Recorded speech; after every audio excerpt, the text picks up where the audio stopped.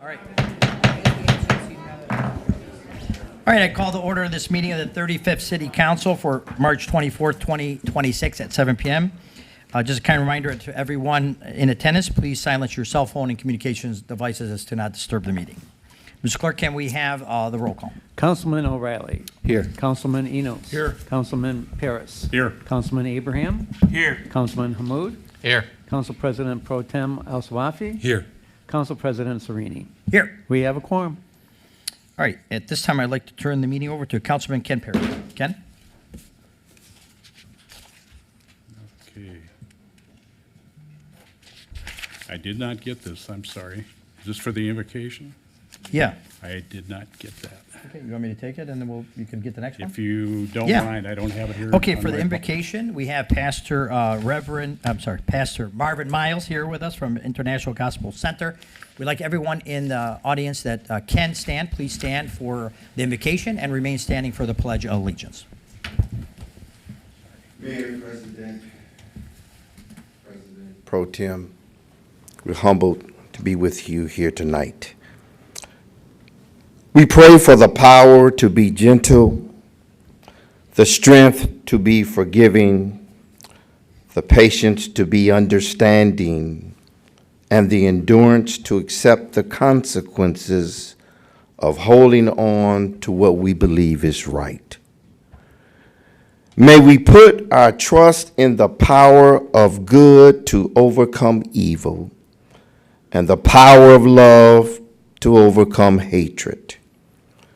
We pray for the vision to see and the faith to believe in a world emancipated from violence, a new world where fear shall no longer lead men or women to commit injustice, nor selfishness, nor the suffering of others.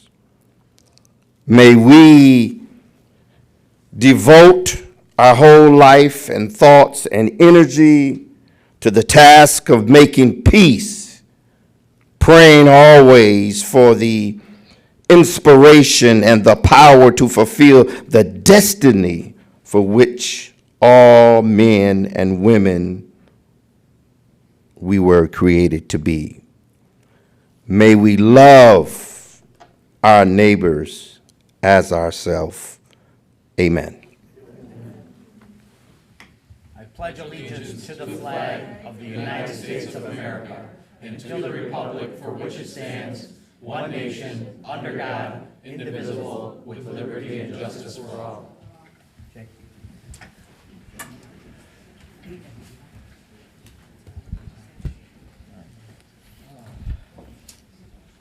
Thank you, Pastor.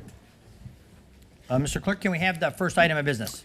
Item number 4, resolution by Council President Sereni, supported unanimously, recognizing the Dearborn High School United bowling team for their 2025-2026 Division I State Championship as the first state title in the program's history and requesting immediate effect.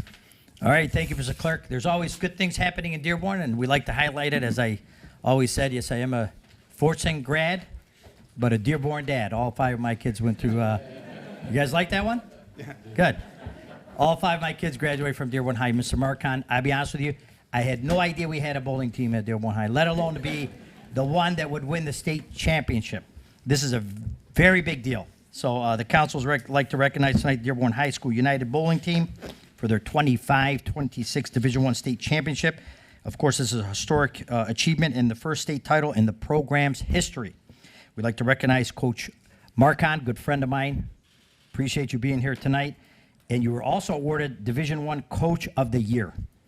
So we really appreciate you being here tonight. I wanted to make sure we had an opportunity to recognize the outstanding work of the young men and yourself. They have to be led, you know that, but they have to also want to be led. So tremendous work. So at this time, if we have no objections, we're going to have the council come down and the young men and coach come up to receive your citation from the council. Okay? Jackie, are all of these? Jackie.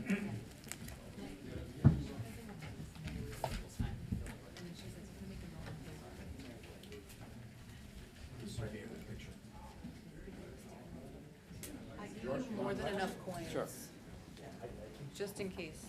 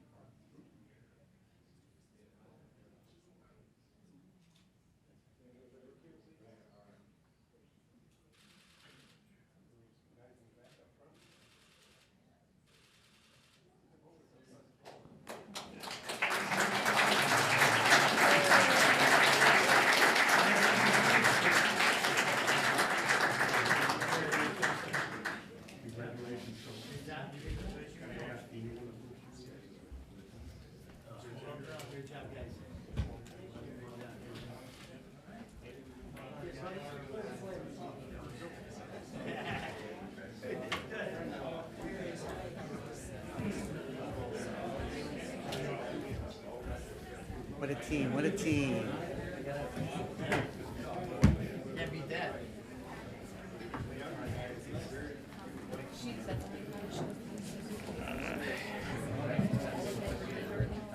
Mayor, your two, I'm gonna read them in and bring them together, or you want them separate? I'll read them together, I'll read them, and then we'll have them come down together. All right, thank you very much. Coach. Go Pioneers. All right. It's unified. It's a unified team. That's right. It is a unified team. That's true. You got anybody from Fortune on there? Funny, yeah, I figured. I was like, he'll Okay. What about Edsel? I went to Fortune. I know, Paul. I know. Edsel, any Edsel kids?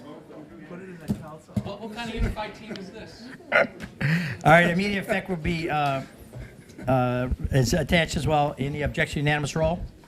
Unanimous roll should be attached. Mr. Clerk, we have two items. If you like to read the first, we're going to take them together. But go ahead, read the first item.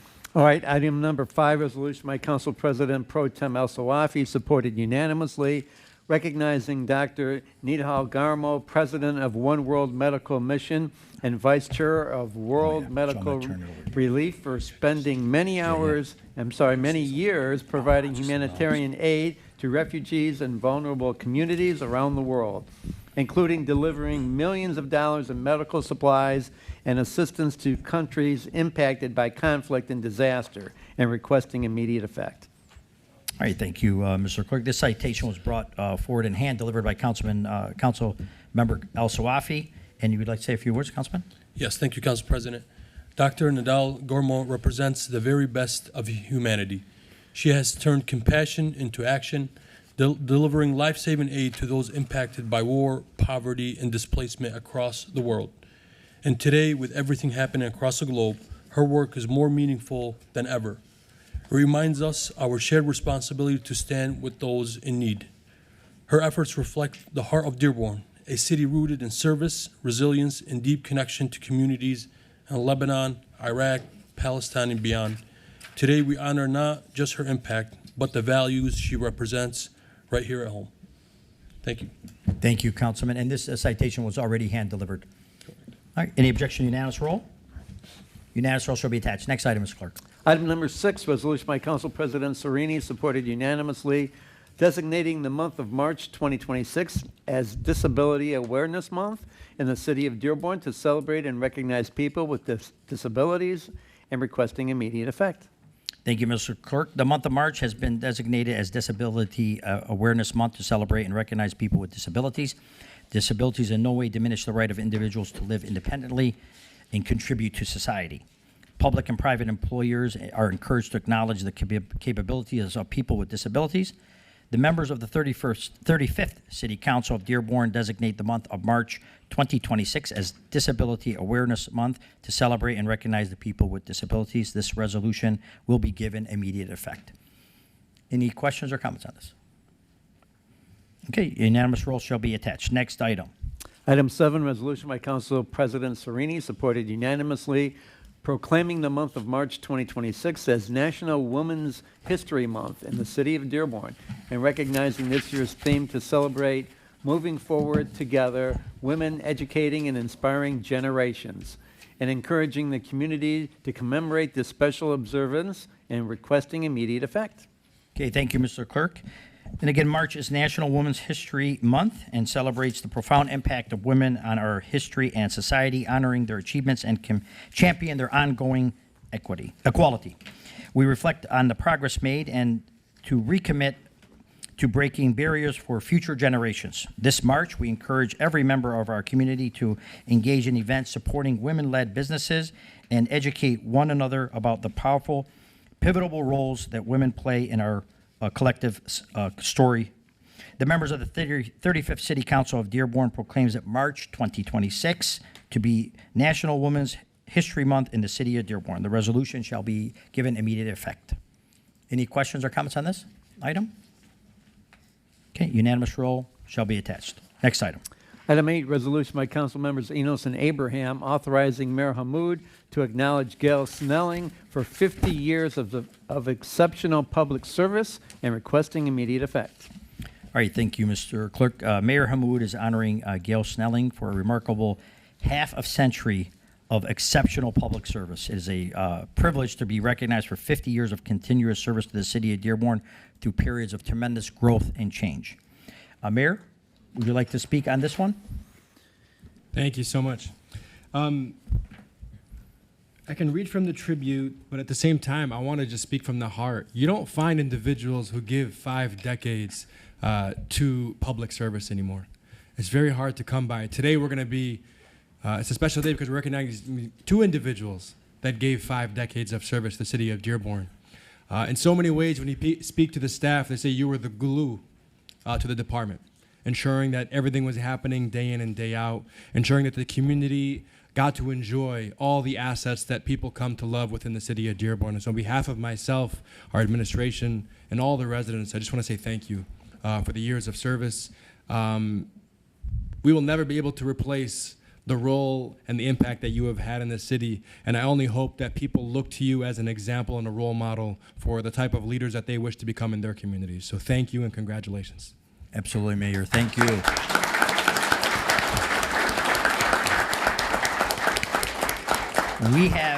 We have 2 of these tonight, believe it or not, 50. So we're going to read the second one, and then we'll have them come up forward so the mayor can present the plaque for them. Unanimous roll shall be attached. Next item, Mr. Clerk. Item number 9, resolution by Council Members Paris and Hammoud authorizing Mayor Hammoud to acknowledge Gary Filiak for 50 years of exceptional public service and requesting immediate effect. All right, thank you again. Again, another tremendous milestone for Mr. Gary Filiak. Again, 50-year employee of the city of Dearborn. Mayor?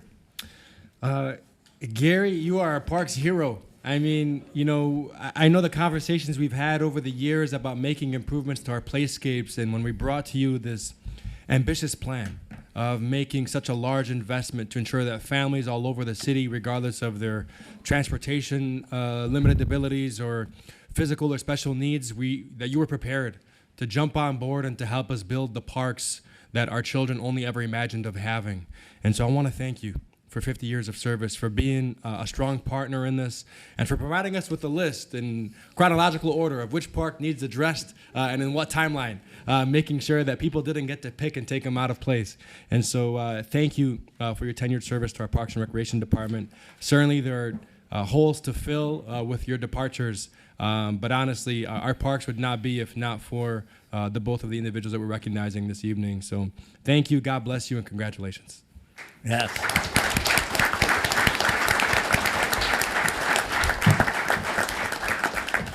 All right, and thank you, Mayor.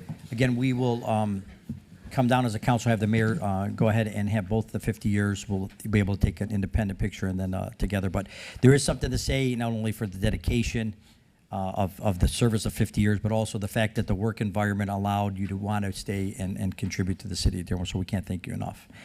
Unanimous roll shall be attached. Can we come on down? Yeah. Mayor, you have And your- former Parks Recreation Directors here. Greg, if you want to join us as well with the photos. Oh, yes, Greg Warner. Any of the park staff, feel free to jump on in. I mean, it's a celebration for all of us. So. Absolutely.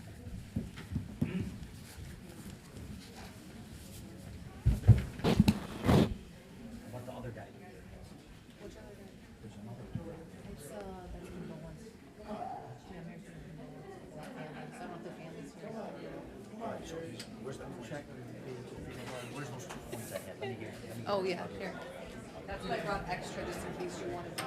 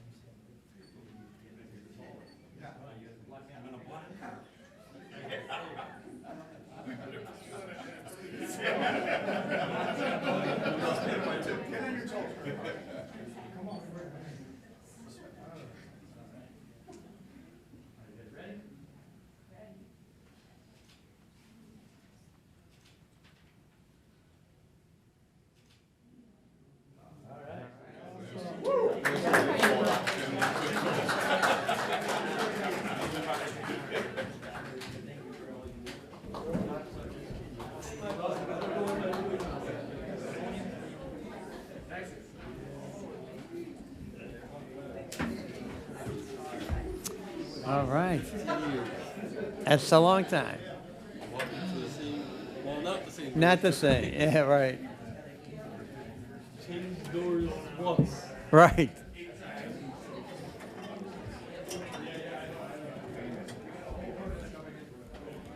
I walked in today, the lady tells me, "Hi, George." Well, I got more here than That's funny.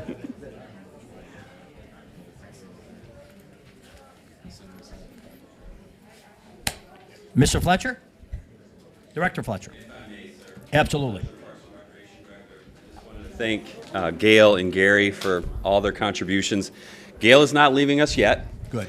And this is a good thing because if Gail's not in the office, the lights aren't on. So every day Gail's the first one in the office. So if you get to the office and the lights are on, you know Gail's off for the day. So she doesn't take a lot of days off. But I definitely wanted to thank them both for their contributions. And the Gary list is a real thing of the parks, and the chronological order and when it was installed and by who and the manufacturer. And I mean, that is a living, breathing document that he created, and it's been very helpful. So I just wanted to thank them both for everything. We do appreciate it. Thank you, Director. And thank you both for your... All right, and a unanimous roll shall be attached.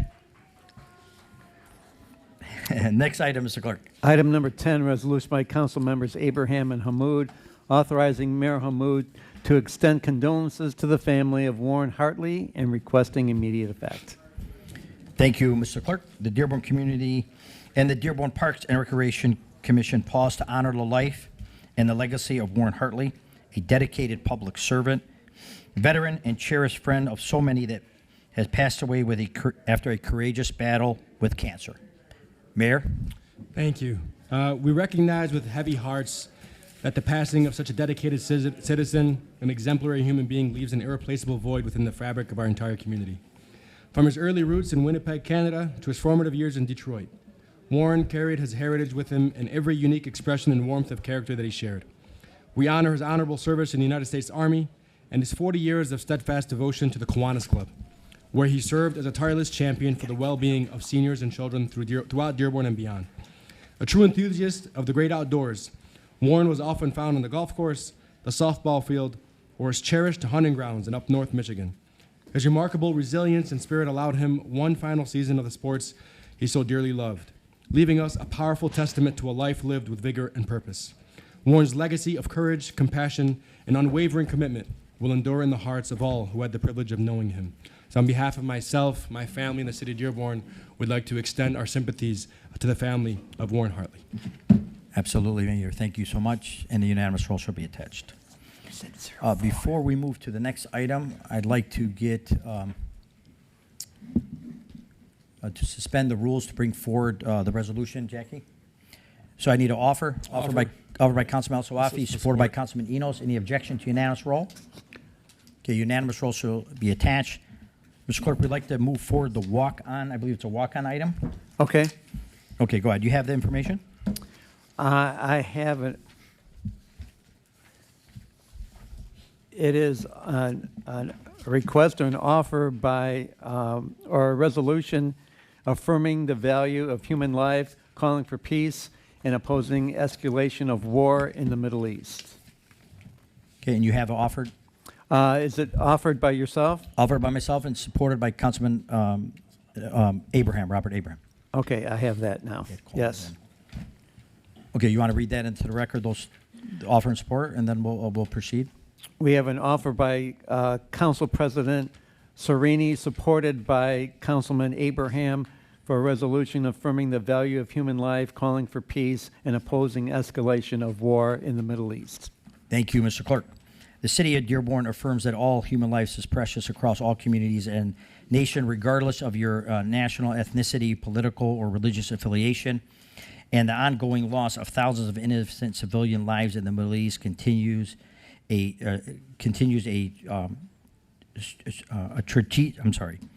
tragic portions throughout the global community. The city of Dearborn recognizes itself as a globally connected community enriched by its racial, ethnic, and cultural diversity, and has consistently stood in support of human rights, peace, justice, while welcoming those fleeing violence and war. And many residents have family members, loved ones, and communities directly impacted by the violence, making the conflict deeply personal to many within our city.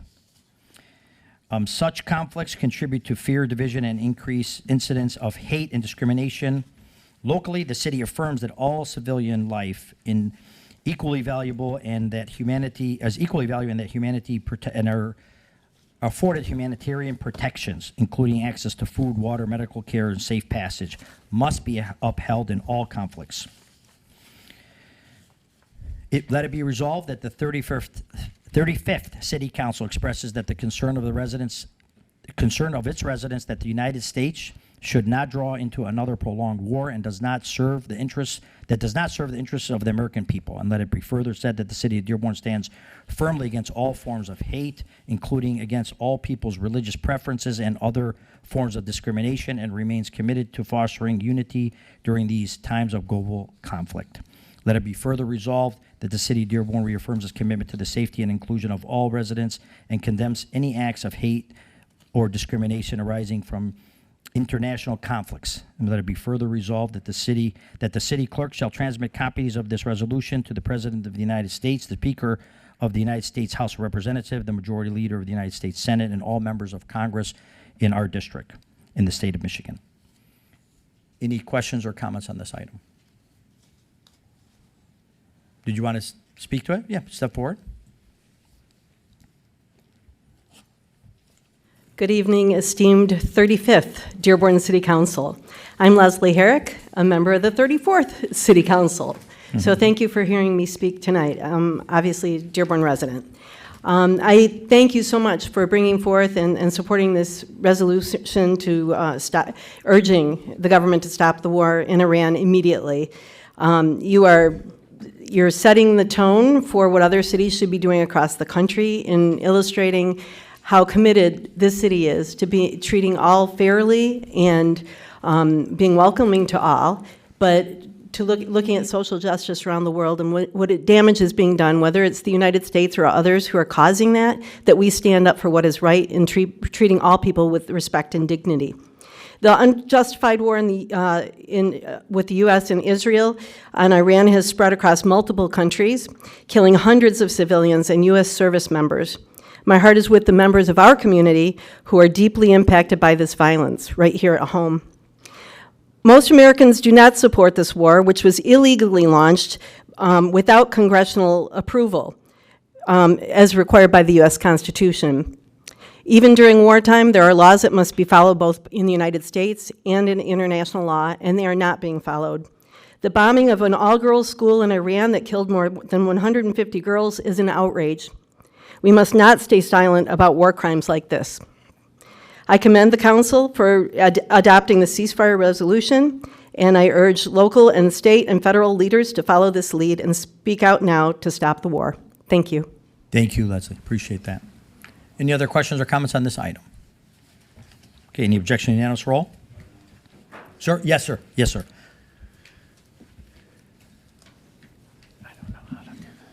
Anthony Deegan, longtime Dearborn resident. I didn't know about this resolution. I was just going to kind of speak about something to the effect, but even hearing it seems related. So my concern, and I think a lot of people's concern in this community, is what I had even mentioned before about the topic of how Jewish people feel in this community. And as we see, even with a terrorist attack that tried to kill untold hundreds, scores of little kids in an elementary school. My concern is for the rhetoric that takes place in this city and the disconnect between some of the resolutions and the things that are called for and the things that are said the other 364 days of the year. So we have open protests of people calling for the river to the sea, which is a genocidal call for Jews. We have people saying, Khaybar, Khaybar, Ya Yehud, a taunt calling for the destruction of Jews. We have Israel divestment calls. We have, rather than rebuking these people, saying, why are you calling for genocide? We're having audience with them, and then we're divesting from Israel after having audience with these types of people. And so I don't see what the solution is. You hear about innocent families in Lebanon, which I think is a thing. Obviously, nobody wants to see innocent families killed. But this man, Ayman Ghazali, it's pretty much established that he had members that were Hezbollah rocket squad. And even if it wasn't, and even if that isn't the case, others are like it. So why are we never hearing about Hezbollah? Why is it only Israel is indiscriminately killing people with a bloodlust, as if they're just doing it as some kind of genocide themselves? The Egyptians don't have this problem. The Jordanians don't have this problem. The rockets are coming from Hezbollah. October 7th happened from from the Palestinians, and those are the people that the Israelis are doing the strikes against. So I don't understand why we're calling for defunding from Israel. Why even this, as if Iran didn't support countless proxies that created terror all across the Middle East. I'm not here to support or condemn the war in Iran. Obviously I think that it is justified. But what my question is for this city council and for the mayor is, what is Israel supposed to do? What are they supposed to do when Hezbollah shoots rockets? Where's the call for this? Where's the defunding from Hezbollah and from the Palestinian territories? And how are the Jews supposed to feel? How are they supposed to feel coming into this city? And finally, can this city council and can this mayor denounce Hezbollah and Hamas? Sure, okay. You have something to add on this item? Still going to speak on the public comment, Yeah, you but with can- yeah, this respect is to an this item. particular issue Yes, yes. that you allowed time for, Yes, I will. and I didn't get into that. No, okay. you're allowed to speak on this All this right, item. on this issue, I would like to speak. Yes. He's talking about what... You got to state your name. My name's Robert Haddis, Fortson class of 68. This gentleman has brought about all the harm that's been done to Israel. We talk about the missiles that, quote, Hezbollah sent from southern Lebanon into Israel.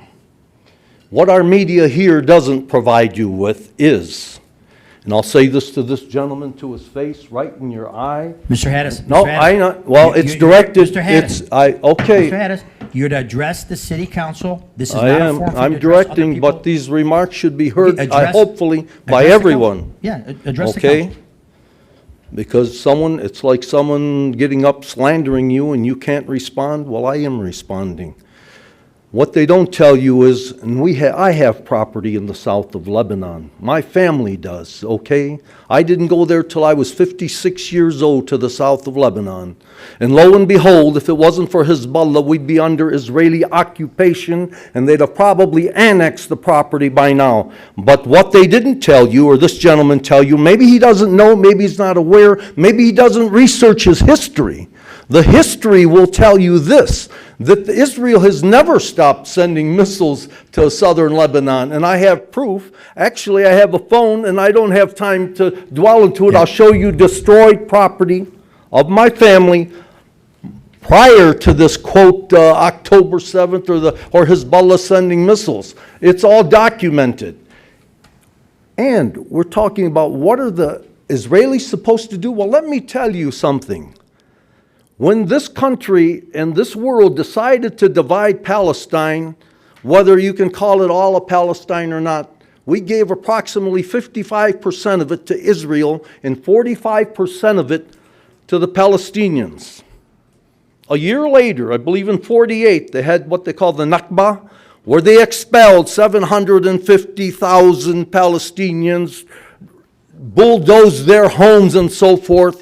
If you tell me in all the defense of Israel throughout all these years, what's happened to that 45%? I think if they control 5%, it would shock me. It would shock me. But each time they're defending themselves, guess what? We're holding this land. We're still defending ourselves. We're going to hold more land, and more land, and more land. When does it stop? Do we end up with a situation like the whole world has seen in Gaza?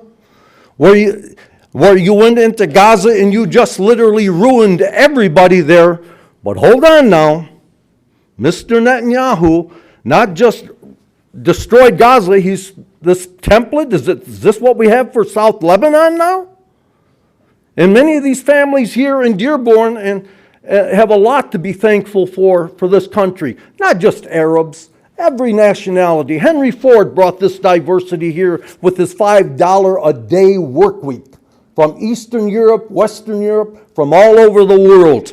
And he brought them here. Okay? But, okay. But we start talking about that. And if I wanted to really expound on this, you don't have enough time tonight and tomorrow for me to continue. And I can continue in an impromptu fashion and tell you I could bring up the USS Liberty that they quote was a mistake. We killed 30-some American soldiers.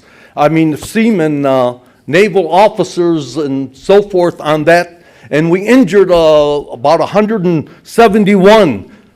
No accountability. And to this day, the people that were on the USS Liberty still meet. And they're just waiting for them to die off now. That's all. And they'll bury that one. They'll bury the incident where the Israeli I got it. Okay. Thank you, Mr. Haslund. I won't, Completed? all right. All But right, if they Mr. want me to continue, and if they want rebuttal time, I'm happy there's to no rebut rebuttal any time. rebuttal time. I appreciate it, Mr. Thank Haslund. you. Mr. Clerk, just a kind reminder to give the patrons their 30-second warning so that Yes, they're will do. aware of what the time is left. All right, if you'd like to speak on this item, yes, please step forward.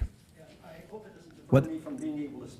No, yes, this item is being debated right now, so you have the right to speak on this item and a separate item. So please step forward and just state your name and address for the record.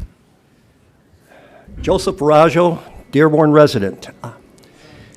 What's been terribly missed in this discussion is the fact that more than 80,000 Palestinians have been systematically and deliberately killed in Gaza. That fact has been recognized as genocide by the international courts, by the United Nations, and by countries all over the world. When you have a situation where the IDF deliberately shuts off the fuel to incubators so babies suffocate to death, that is pure evil. That's a part of the genocidal policies taken by Israel against the Palestinian people, who happen to be a Semitic people. They're not artificial Semitic people, people that came from Poland and Kiev. And the issue that's Mortek, one of the prime ministers, not prime minister, but one of the top ministers, made this statement publicly, that starving people is an acceptable tool of war. And that's exactly what they're doing to the Semitic Palestinian people in Gaza. Let's not forget that. It's on record. ICJ, the international courts, the United Nations, and countries all over the world have flat told Israel, what you're doing is a criminal act, and that should stand. And I already got my name in to speak on something else later on, too. Yes, I hope you I will. can stand on that. No, you can, absolutely. Okay, thank you. All right, thank you, Mr. Major. All right, anyone else here to speak on this item specifically? All right, anything from my colleagues? Okay, any objection, unanimous roll?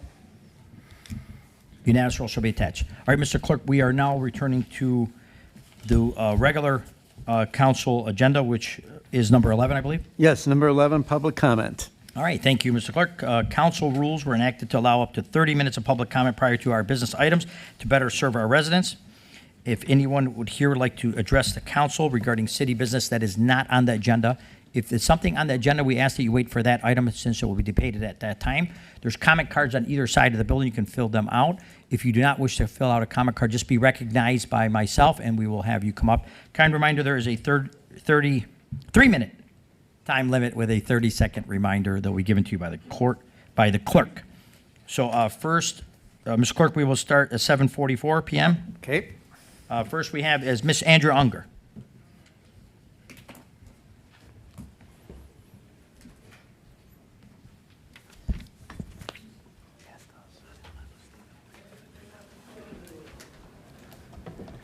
Andrea Unger, thank you for allowing me to speak.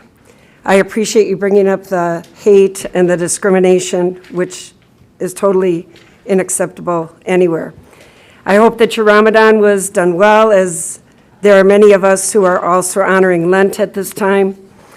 The Dearborn High School signs are celebrating Ramadan and Lent outside their schools, and as public institutions that cannot promote specific religions, I hope they will also be honoring Passover, Good Friday, and Easter next week.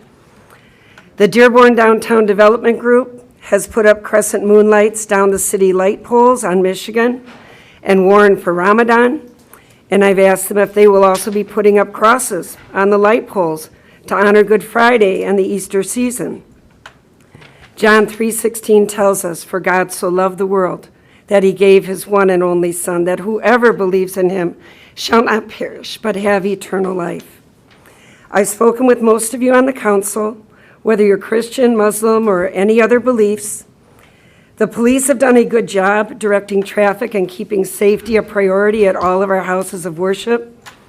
Most faiths feel content and comfortable worshiping inside their own buildings, and this has been done throughout our history, according to our noise ordinance. Our neighborhood by 6345 Schaefer is quiet, it's welcoming, it's comfortable, and it has been for over 40 years. The call to prayer is loud, it's disturbing, it's annoying, and many times over the specified limit. On Ramadan's end last Friday, the service was played for 20 minutes outside at 9 in the morning before it stopped. When I went to the city police station to file a report, I found a stack of these papers that I distributed to you, completely written in Arabic. Officer Dabaja was at the desk, and I asked her what this was because there was nothing there in English. She said it was a list of rights, and I asked her, well, aren't there rights for English speaking? So I returned a week later, and still there was a stack of papers there because I thought maybe they were out. And again, no English, just Arabic. And Officer Southwell said, there's numbers to call for hate crimes. And I asked if Jews or Christians aren't affected with hate crimes, like in Africa or London or Texas or Virginia, or recently right here in West Bloomfield. He said it's mostly directed at Muslims, so they didn't need to. You've got 30 seconds. Thank you. There appears to be selective help given to some groups and not to others. Why are city government notifications only given in a foreign language and not in English? Why are we daily forced to listen to other faiths worship while we're in our own homes? We now have new faces in our legal department, and as my own lawyer is looking at the discrimination of Christians and the violations of our rights by the city council and the Dearborn Police, I hope our city can put a stop to this harassment. Your time has expired. Thank you, Ms. Unger. Is there anything that's going to be done? Is any, I don't have anything to add to that, Ms. Unger. I don't have any knowledge of this paper, what it was put there, who designed it. So if there's any council member that's aware, they can speak. If not. What about this? I think you asked where you received it from, and they told you that was, what did they tell you? You mentioned it? They put it out? She said there weren't any there. There weren't any left, apparently. I have no idea, but I can tell you, I don't know, Mayor, if you want to speak on it, but I don't believe that is a city published document. It's So- put out by the Department of Justice. It was on the counter in the Okay, police Depart- station. I know, so I would direct that conversation to the Department of Justice. But you're putting them out in your city offices. We do that for many organizations, the county, everywhere. When someone brings a document that might help any type of community per people, they bring it forward, we put it out. We do, that's very common everywhere. So it's okay only in a foreign language? I don't have rights as an English-speaking person?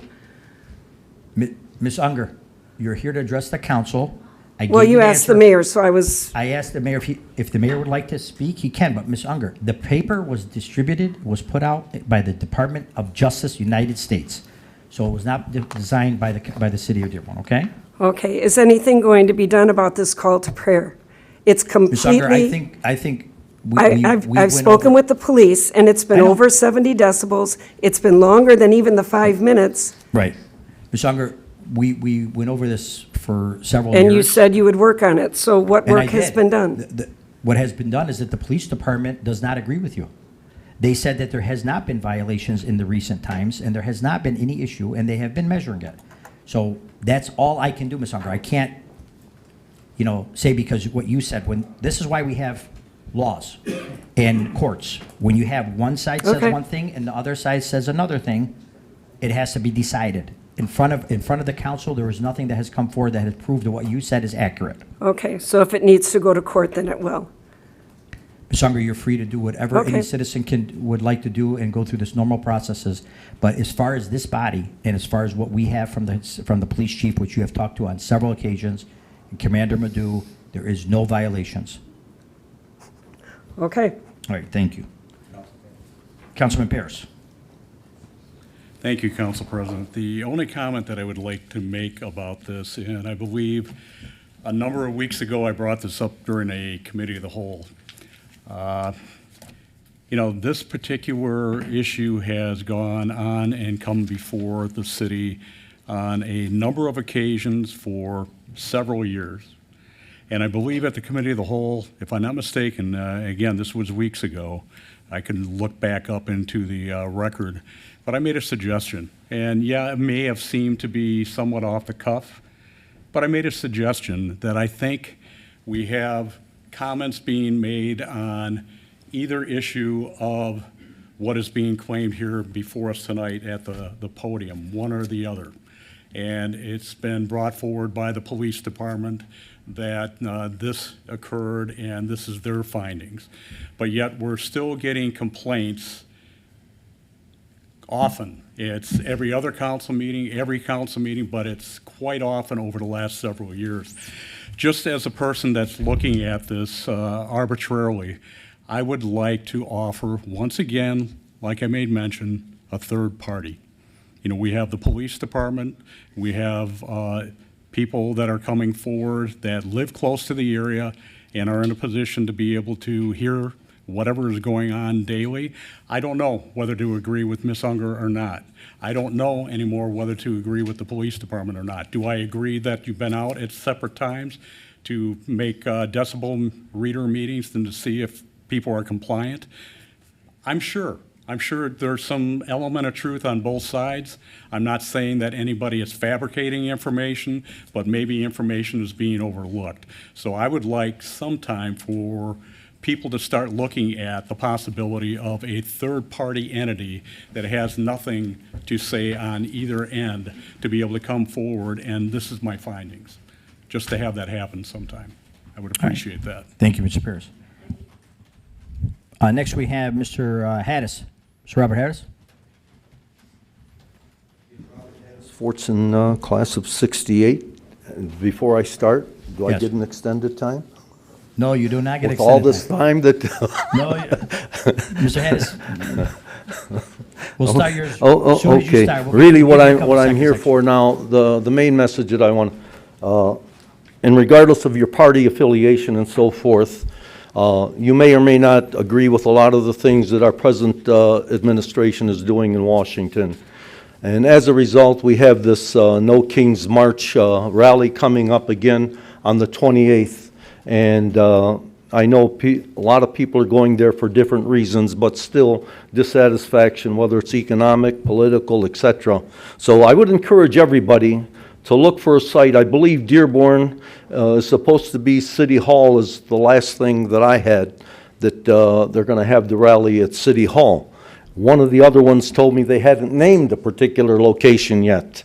So, but that's something that I would encourage for everybody. And the other thing that I want to make mention of, well, there's a couple cases before our U.S. Supreme Court right now, or at least another one's going to be coming up with respect to the voting issue, and that's going to defer over to our clerk. And our clerk's going to have to, I don't know if we get to a point where we're going to either follow state law or federal law, but if that case goes the other way, everything's going to be topsy-turvy.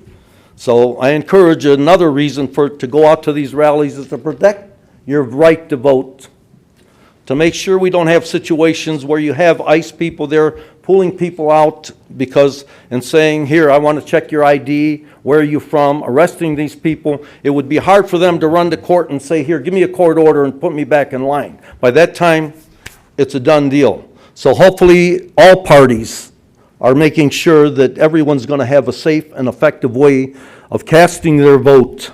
But it's a very serious thing, and if you think this is something that you can brush under the rug, you're sorely mistaken, okay? As you can see from some of the things that have happened with our president taking preemptive action, and I'm going to make one last remark, and like I said, besides sending relief over to Lebanon or wherever for some of the citizens of this community or residents of this community, I encourage you to contact your representatives and be real proactive that way. Don't become complacent in your position in this society that's given you material things that you did not have there.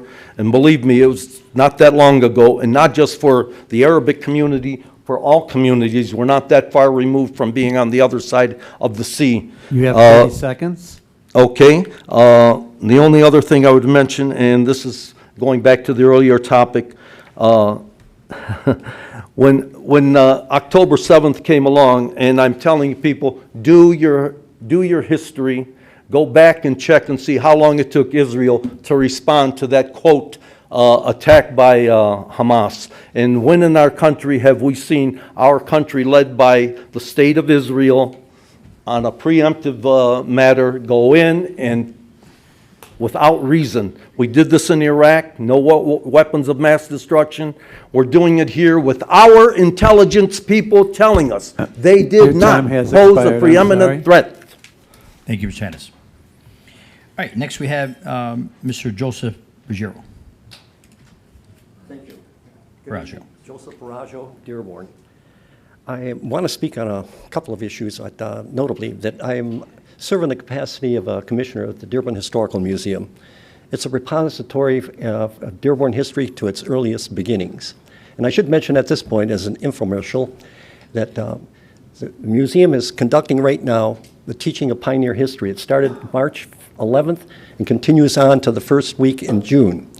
And a part of that program has several facets to it. So if anybody's interested in being a part of that particular activity in terms of a volunteer, call the museum office and talk to Ava.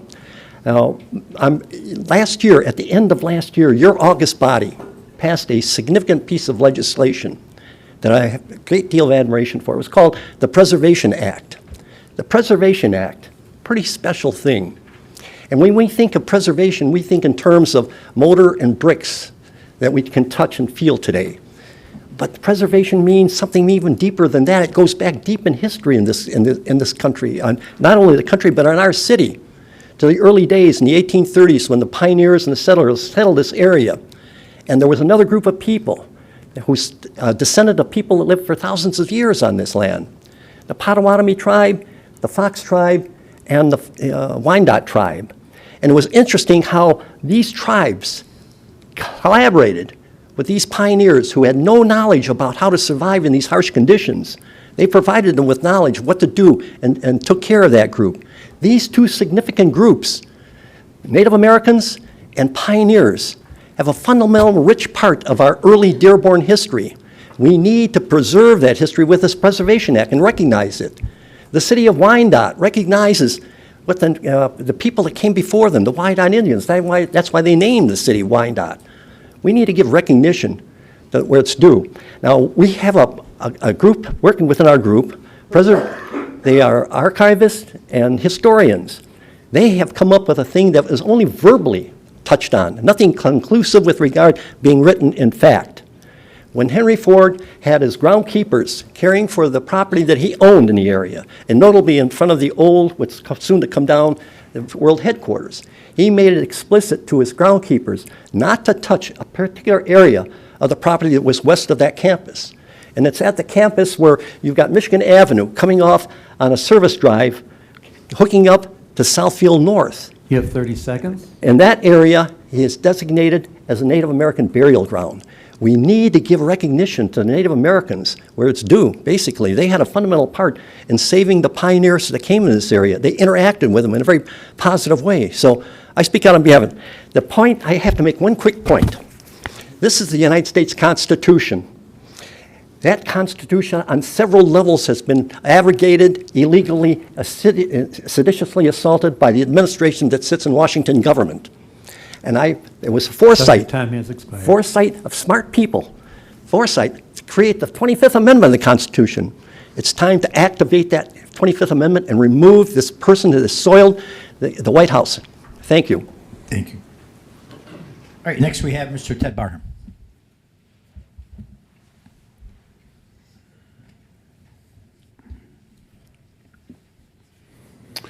Ted Barham, Dearborn resident.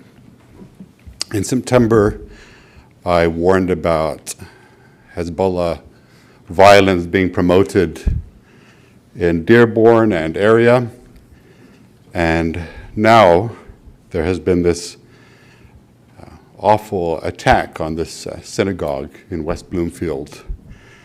And so I feel that what I warned about has happened. I didn't want that to happen, obviously. And this man, it was tragic, obviously, losing his nephew and niece, as well as two brothers, whatever the circumstances. But he said that he wanted to take revenge.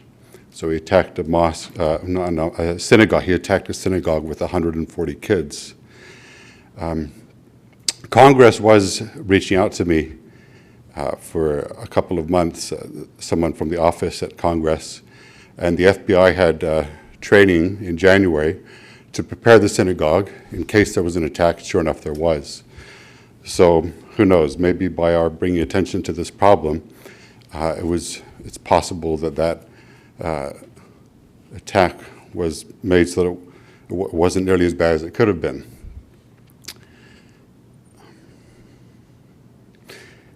It's a very serious situation.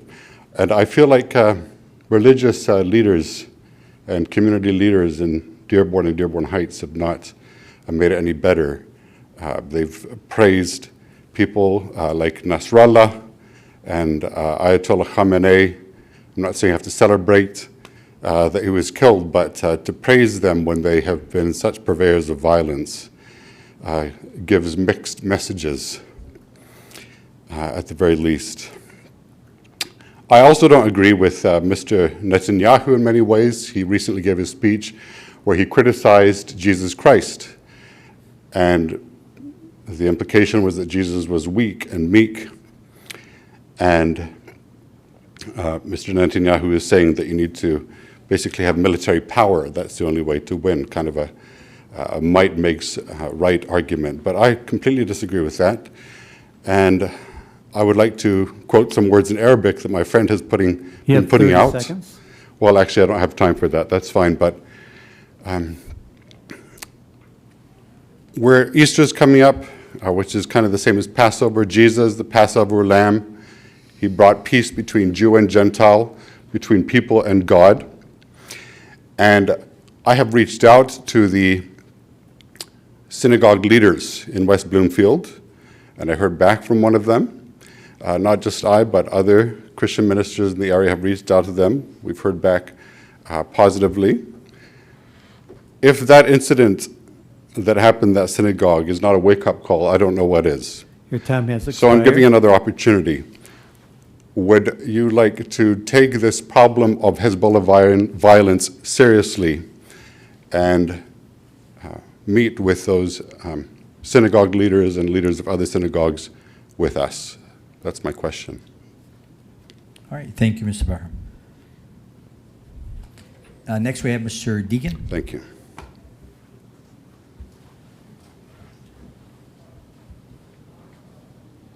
Mr. Deegan, before you begin, Mr. Carter, we have exceeded the 8 p.m.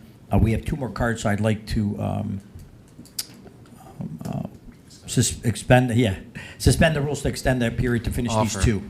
Okay, offered by Councilman Hammoud, supported by Councilman Paris. Any objection to unanimous roll? Okay, unanimous roll should be attached. We will extend for these 2. Mr. Deegan, you may begin. So I guess just as a continuation, kind of the crux of why I came up here today to begin with is, yes, the situation between Israel and Palestine and Lebanon and in the region is complex. The history is there. I do know about the Balfour Declaration. I do know about the distribution of lands. I do know that the Kurds are also without a homeland. It was, Jordan went to the Palestinians largely, in a way. Israel largely went to the Jews. I understand all of that. And the question isn't to adjudicate who is wrong or when, but what to do now. If we as a city are going to, not even just on the streets and people and the residents and what's said in the homes in a less polished way, but if we're going to take a formal stance on what should be done in the Middle East and what Israel should be doing, can the city council and can the mayor please have the boldness to say on the record what they think Israel should do when Hezbollah fires rockets? Can you please answer that question?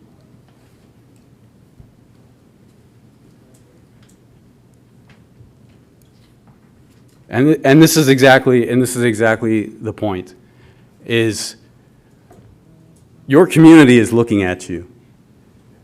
The world is looking at you when you have an opportunity to do something like this. So everybody in this community now knows that you don't want to say anything. And this man, whether he was mentally disturbed, whether he was, Ayman Ghazali, whether he's mentally disturbed, whether he was under a period of temporary emotional distress, or whether he was a hardliner terrorist, we don't know. I don't know yet, and it would be, too soon to say. But what we do know is that maybe if somebody in his community said, "Hey, Hezbollah fired rockets, your brothers fired rockets. Maybe that's the reason why Israel did what they did. It's not to say who did what in 1948. It's not to say who did what 20 years ago, 10 years ago. It's how do we stop this problem now? And if we're going to try to stop this problem now by defunding Israel, what is Israel supposed to do when Hezbollah fires rockets?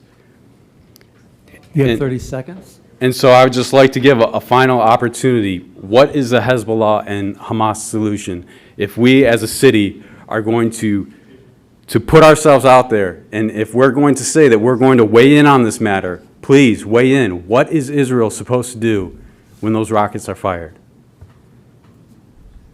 All right, thank you, Mr. D.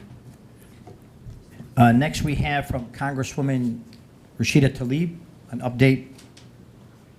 Ms. Burke, is that correct? All right. Yes, my name is Elena Burke. I live in Detroit.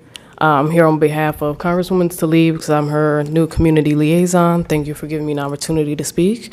For those of you who do not know, we do have 2 neighborhood service centers, one in Detroit and Southfield. Our office can assist residents with local concerns that they need assistance resolving, as well as any issues people may have with federal services, from Social Security and Veterans Affairs to immigration and passport issues. With the resolution you all introduced earlier in mind, I would just like to reiterate that the Congresswoman has opposed the war in Iran that the Trump administration has started. It has only brought about death and destruction and is taking away millions of dollars we need in the U.S. to support communities across the country. And additionally, the Congresswoman, in regards to the attack at the West Bloomfield Synagogue, does not believe anyone should experience discrimination based on their faith, and everyone should feel safe in their places of worship. Outside of that, the Congresswoman has recently introduced the Medicines for the People Act, which aims to put public health first instead of big pharma. With the creation of new treatment options and technology, competition will increase and healthcare and drug costs will decrease. She has also introduced the Housing Our Communities Act, which seeks to bring more federal funding to local, regional, and state governments and agencies across the country so more affordable housing can be built. Apart from this legislation, the Congresswoman was able to secure more than $15.7 million in community project funding across the district. In Dearborn, that was $1.2 million for Dearborn Public Schools and their Community Career Center and Green Schoolyards project. Next week on March 31st, that is next Tuesday at 6 p.m., the Congresswoman will be hosting a Know Your Rights Town Hall. For anyone who is interested, it will be at the Southfield Parks and Recs Department building. This town hall will cover immigration policies, how we can protect ourselves and our neighbors if you're approached by any kind of ICE agent or Border Patrol agent. Thank you. Thank you very much. Appreciate that, Ms. Burke.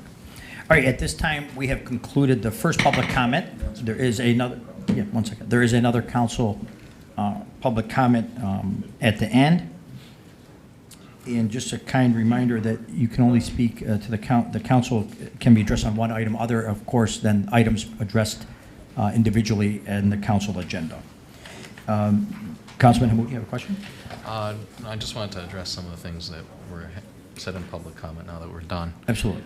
So we passed a resolution earlier, and typically we read out at least part of it, but this time we kind of skipped over that. But I just wanted to kind of address some of the things that we did pass earlier in this meeting that people can look up on our agenda, but I'd rather just read a couple of these sentences from the resolved clause out loud so that a lot of things were said here tonight that I think are very misleading or not factual statements. So let me just read from the resolved clauses here.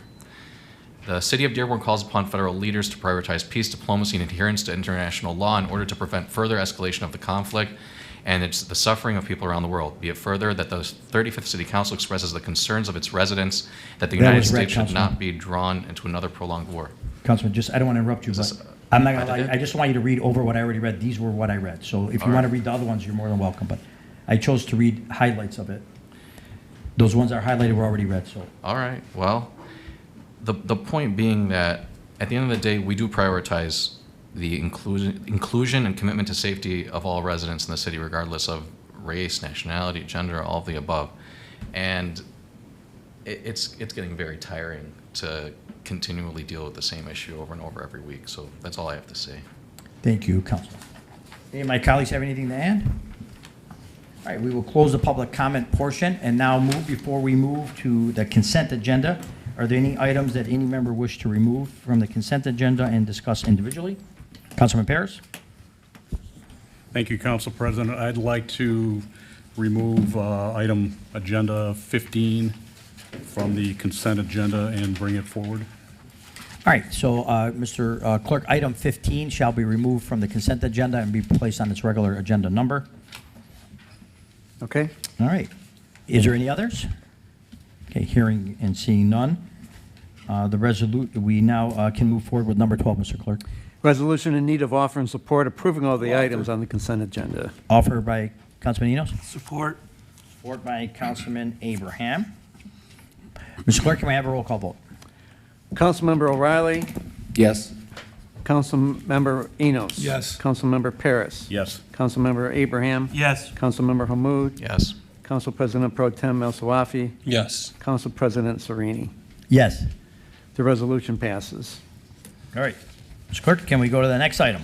Next item will then be item number 15, resolution by council members Abraham and Paris authorizing the Housing Division of the Department of Public Works and Facilities to implement a structured rent adjustment for John B. O'Reilly Jr. Manor and Suzanne Sereni Manor with an increase for current residents in the amount of $100, a new base rate for move-ins in the amount of $792, and 5% annual escalation in perpetuity beginning July 1st, 2026, and requesting immediate effect. All right, thank you, Mr. Clerk. The Housing Department division managers of the two city-owned apartment complex where the maximum rent had remained at $592 a month since 2019. Due to the rising costs and inflation, both parties are now operating in a deficit. So we have increased the rent with many conversations between the Housing Department and the residents. I think the crux of the issue here is that there will be a recurring 5% annual rent increase in this ordinance. Mr. Pierce, would you like to speak on that? Yes, if I could, Council President, thank you. I have to say that going through this proposed resolution, that I am in favor of the rent increases that has been suggested by the administration. And I also further want to go through the information that was supplied to us by the housing. They did a really good paperwork, a spreadsheet from housing showing a lot of our information back from 2008 until current, showing that I believe there was a number of 0% increases, and not just during COVID. What brought me to this now, asking for this to come back, I am in favor of this, is it was a little bit, well, concerning for me to say that, I guess, describes it, that the words in perpetuity, because I've had a chance to talk to people before this was even brought forward during the Committee of the Whole, and recently a good friend gave me some good thoughts about this too, and I'm going to rely on that also. That I believe that the perpetuity, the 5%, I don't have a problem with at this particular time, because it's really a nominal increase, especially when you talk about the inflation, DTE bills. There's a number of factors that are involved in knowing that this is much better than market rate. But what I'd like to go ahead and propose to my colleagues, and I know we had an offer and support between myself and Councilman Abraham, is that I would like to suggest that this not go into perpetuity without an end date. The end date that I'm looking at is 4 years to have this council, which would still be together for the most part, see what happens in the future. But I'd like to be able to have that opportunity to be able to again see the totals and the numbers and the statistics that come forward at that time, because this will bring some money to the city to be able to take care of our two senior buildings. I understand that, and I'm all for that. But I don't want to see just a fixed figure now and into perpetuity of a 5% increase, because I don't know what the economy is going to be then, and I don't know what the city administration and the city council is going to feel about it in the future. So that's basically what I'd like to bring forward, to have this go until All right. 4 more years. All right, thank you. So Mr. Paris, Councilman Paris has offered this, or supported this item. You're asking to make an amendment to the 5% annual increase to not be in perpetuity, to be in 4 years, which I believe will be after this council term. I don't agree with that, because the reason we're here today, and I sat on the council, and Councilman Abraham was here before me, where if you remember the property on Michigan Avenue and that apartment or hotel on Michigan and Brady, the reason why we had a problem with that situation, and I've seen many contracts in the past when I started, that didn't have an escalator, that caused the problems that we have right now. They have not, the increase is substantially lower than the federal subsidized rents that we have at the federal buildings. That's number one. I have not heard any complaints from any of the residents about the increase whatsoever. Also, I really appreciate the mayor being very diligent, trying to get us as close to having an operational facility that is not in the red, which is negative for people out there. So when you say bring money to the city, these are subsidized housing. Taxpayers are paying for the people that are living in these buildings subsidized. So that's not disputed. You can come to any of the council meetings and see the numbers or the budget hearings. So my concern is that we won't be here, and more importantly, that the council can redo it at any time. Any council at any time can undo any item that was done by a council before.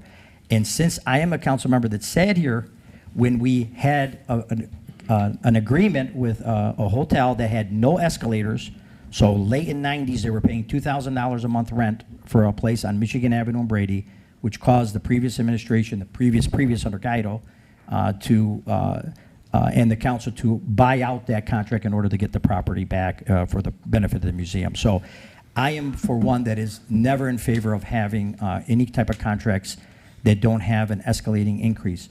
I do understand concerns that the increase might not be at 5%.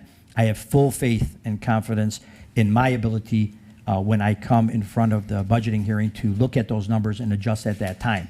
But I will not support setting through an item or contract that has that has a time limit that's after our term, that will leave it open, that I've seen before. So I would not support that. I'd like to see if my colleagues have any comments. Councilman Abraham. Thank you, Council President.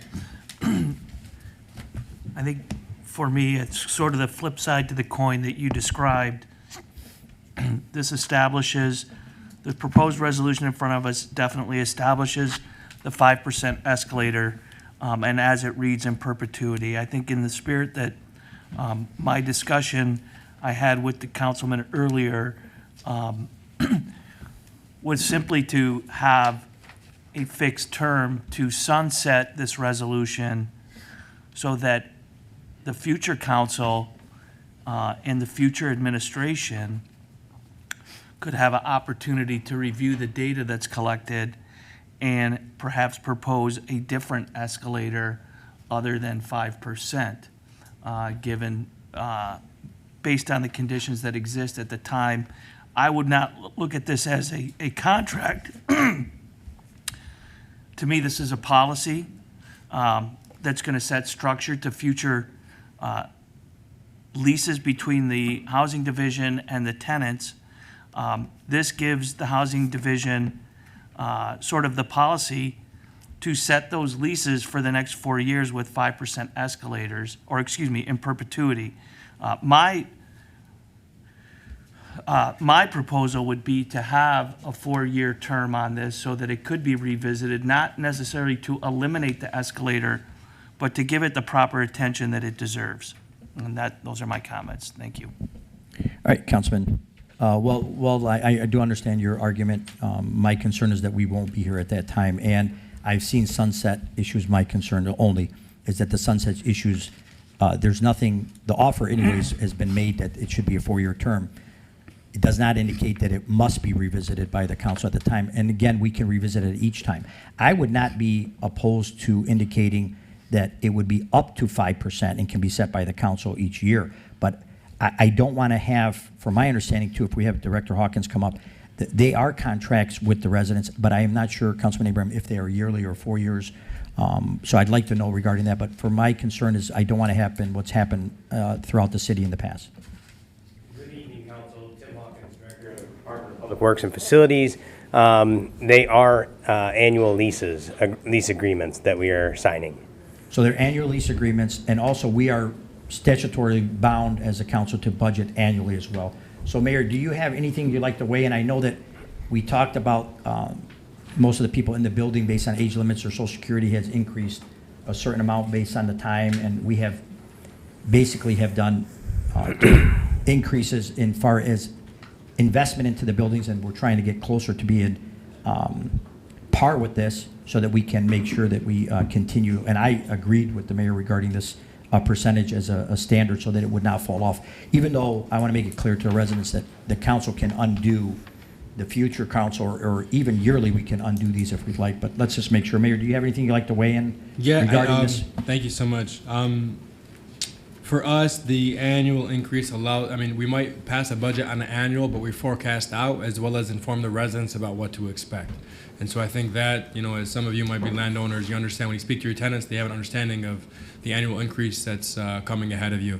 I think for me, you know, I'm not a person who likes to kick the can down the road and say, let the next body revisit it and figure it out. Right. So for me, you know, we can kind of meet in the middle where we say, you know, it's in perpetuity, with a report to come forward in 4 years about where it stands, but it's set in the contract. Because residents who move in like to understand about what's coming down the pipeline in 1 year, 2 year, 3 year, 4 year. Because residents can come, for example, if this ends 4 years as of this date, they could sign a contract a month prior, 4 years from now. And so they're already into that following 5th year with a 5% inflationary increase. And so I think for us, we have no problem producing a report in 4 year timeline, but I think it's just allowing us and allowing any future admin or council to at least have the capability of protracting out what the expenses and revenues are going to be. I mean, this again, even passing this is not going to close up the operational loss on an annual basis. That's going to be made up hopefully by new tenants. And we're still $500 below what the federal subsidized buildings offer. So I think for me, it's keeping it as is, and we have no problem producing a report in a few years' timeline. Okay, so Mayor, just so for the residents understand, I mean, how many, Director Hawkins maybe can answer, how many residents of the city of Dearborn are taking advantage of these housing projects, the two that are subsidized, the Sereni and O'Reilly? How many residents? Yeah, how many people do you have, how many units? 340. Okay, and that's what my concern is. Like, for me, I think this also happens to go way back to when the property was owned by the city of Dearborn in Florida. When you look at it, when you're sitting up here and we have over 113,000, 112,000 residents, and you have 340 that are taking advantage of situation, which we want to be able to continue these programs that will allow those that are in need and fit the criteria. I just want to pause there. These are not low-income housing units. Right, I understand. So many of these residents have six-figure incomes, six-figure pensions. The chief of police lived in it. Correct, the former. Former chief. Yeah, correct. So when we say subsidized, I want to be careful. The federal buildings are low-income only. Right, Mayor. Those are open to all. I know what I mean by subsidizing. The taxpayers are subsidizing it. Correct. That's not in dispute. Right, correct? You're right. I'm not saying subsidized by a federal government. What it costs us to operate, the 113,000 residents are paying for the 340 residents, the difference. So we have to be just, and I'm very proud of the fact that the department went through a very careful and consideration. We received a very, very thoughtful email from one of the residents saying that they understand what has to happen and they expected it. But they just want us to make sure we have compassion to make sure that they, like most seniors, and as Mayor indicated, they want to know what to expect. And I think that is very crucial. They want to know what they have. Many people are on fixed incomes. So I've always supported this, but I have been here. The reason why we're in this position right now, if we would have had this escalator in place 12 years ago, we would not be in this position now. Would you agree with that, or you're going to bring the finance director up? I would agree. Excellent. And each building is in need of over $8 million of repairs as of today. Exactly, right? So my concern is, as the Mayor said, I don't believe in kicking the can down the road. I don't believe that we should leave something that's going to change on the next option, because I've been here. And I see that it doesn't come back in front of us to make sure that it's policed. I also don't have a problem if we'd like to make it that we can, I know, unless our city attorney or our finance director, in our actual budget session, we have the ability to move these numbers if for some reason we feel that we are in the better position now and we don't have to go to 5%. So I understand both arguments of my colleagues. Councilman Paris is, I understand completely. I mean, anything you see in perpetuity should give you pause. I agree with that. And Councilman Abraham, I see what you're saying. My concern, though, is that I've seen too many where there's no expectation, and I'd rather be able to have the expectation to adjust, and that future councils could also adjust. Councilman Abraham, you have something to add? I guess I have a procedural question, if I could. On this item, Mr. Carter. I guess I'm going to question, doesn't the Housing Division already have the authority to set the lease rates by the charter? We don't set the lease rates.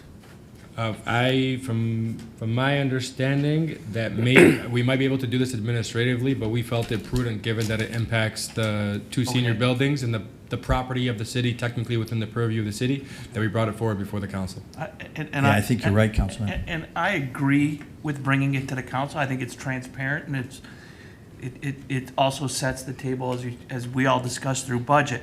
But I also want to make that distinction that administratively, the authority rests with the Housing Division to set the rates, with or without the council.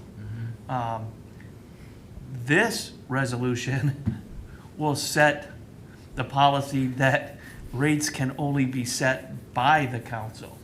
I mean, this is fixed. It does not say up to 5%. It says 5% annually. Correct. In perpetuity, which, as a former landlord, I know my tenants, 5% escalators in perpetuity get kind of silly after about 20 years. So you start do your law of compounding, and pretty soon you're doubling your rents every 7 years, or 8 years at 5%.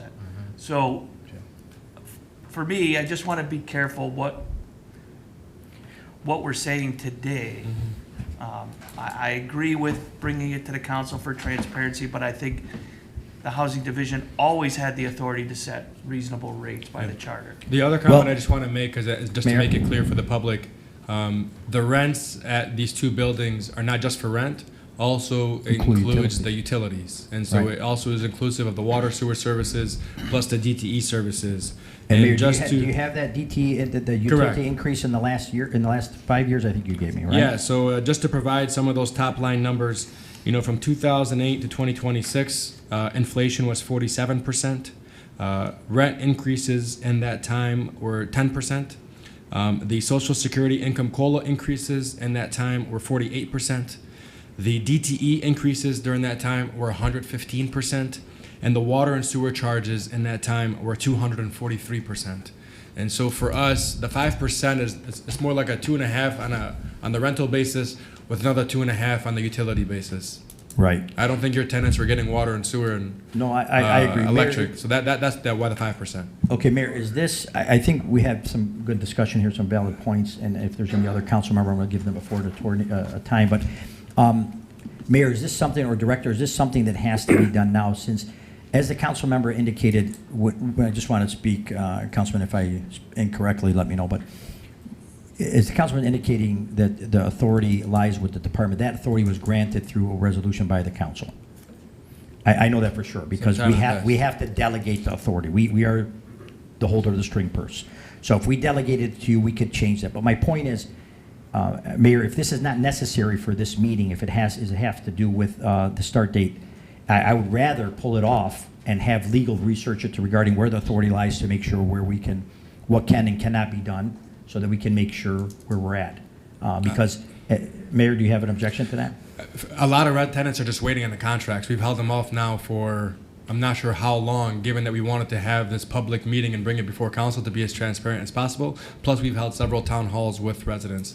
And so for me, it's, we're just trying to be prudent and fiscally responsible about bringing this forward now. We've talked about it. We've had the mayor's briefing.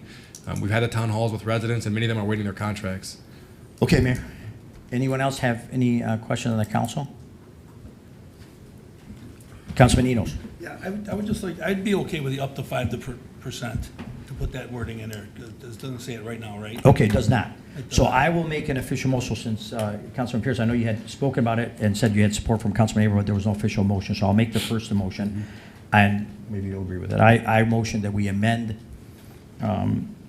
this item 15 to include up to 5%. Give some flexibility. Yeah, and do you support that? I support that. Okay, so, Mr. Clerk, you have that amendment. It's an offer by myself and supported by Councilman Enos. So, Mr. Fisher, my understanding is that we have to have a roll call vote on this. If I could. Yes, but this is the motion on the table. But Councilman Abraham? So I just want to address your original comment about, does it need to be done tonight? Yes. And I don't want to overcomplicate this because it shouldn't be complicated. But if we could set the 5% for the current leases and revisit this item for the future at the next meeting, does that work for the administration?